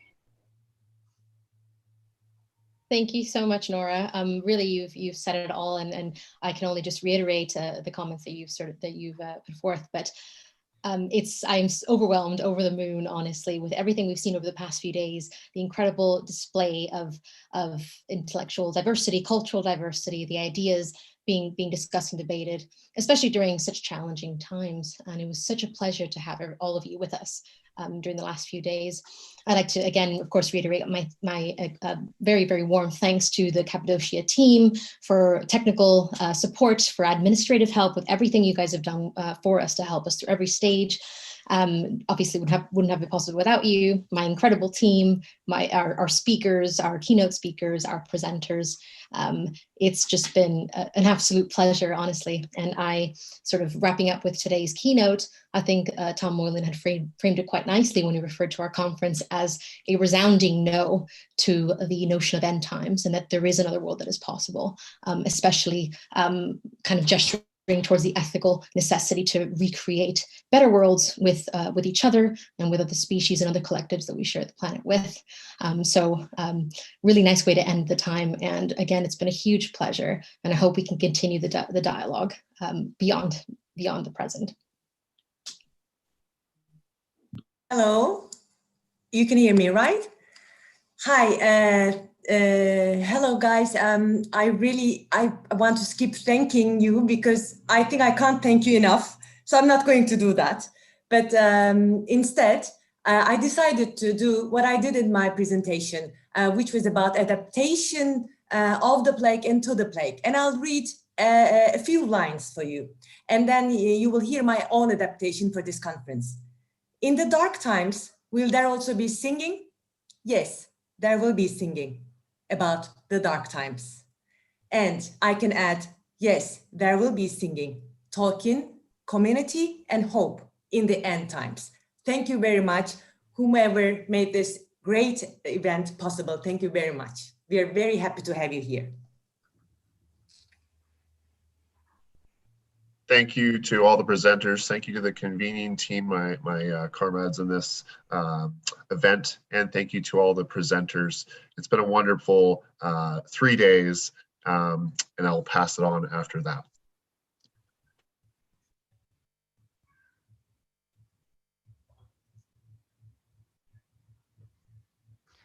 Bridget, you're off. Your mic is off. There's always one. I just want to reiterate everybody's thanks. I won't repeat that in detail, but again, particular thanks to Emra, because we all had different roles and different sized roles, I think, but we always felt that the person with whom the buck was stopping was Emra, and you know, what an incredible job he's done. And I think all of us on the team, you know, were just in awe. And I think maybe we can unmute ourselves and give him an actual clap that he can hear, if that's all right. Great idea. Thank you very much. No, thank you all. So yeah, thank you, Emra. And before I pass to Martin, I just want to say that I think one of the things that the conference has shown is that, you know, in bringing such incredible rigor to really urgent social, ethical, and political questions that the pandemic has thrown up, the conference has kind of itself given lie to capitalist systems of value, not to be too grandiose, but the fact that this, as Emra says, as mentioned at one point, you know, this cost, what, $90 US? But the value that has been produced by the incredible A-game thinking that everybody's brought, you know, just gives lie to the sort of connection between, you know, money and value. So absolutely incredible thanks to all the speakers, all the keynotes who prepared so magnificently, and to my comrades on the team who've, yeah, been utopian in manifesting utopian values, as I hoped we would, but yeah, wonderful. Thank you so much. And I'll pass to Martin now. Hello, thank you. I just wanted to say how glad I am to have been able to give the little help that I have to you fellow organisers who've done so much to bring this marvellous event to realisation. It's been an absolute pleasure, and what a great experience this has been the past 3 days, and the rest of the time watching this come together. So I feel very lucky to be here in many ways and to have been here. So thank you very much. And I'll pass over to Rhiannon. Hi, yes, this has just been a real utopian space for me in a sort of lonely London lockdown. Everything about it has been absolutely amazing. My solid comrades and learning so much. And if the only problem in this whole process has been technical difficulties, and I'm glad, because I think that technical difficulties are important, because they show that humans can't seamlessly integrate into this kind of machinic future. And to me, that's really important, that we've managed to connect through these platforms, but that also it hasn't been seamless. And the importance of one day having a utopia of face-to-face and embodied contact will, again, be something that we'll desire. Thanks. Yes, I don't know what to say. I guess you all said, thank you very much for your support. I guess I'd like to, of course, thank, first of all, the members of the committee. I mean, you have done a fantastic job.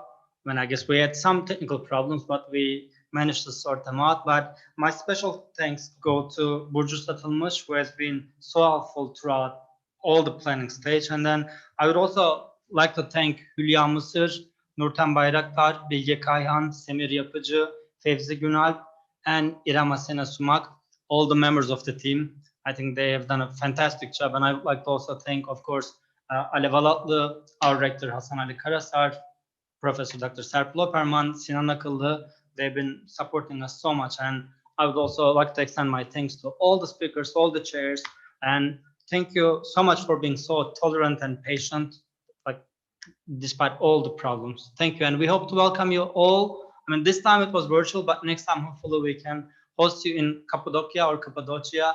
I know the Italians love Cappadocia or Spanish people, but I guess the rest of the countries also people, you would love Cappadocia, and would like to welcome you all. I mean, Nora's background picture, I took it personally. I mean, I think that gives a good insight to Cappadocia. Thank you all. Herkese teşekkürler, iyi akşamlar.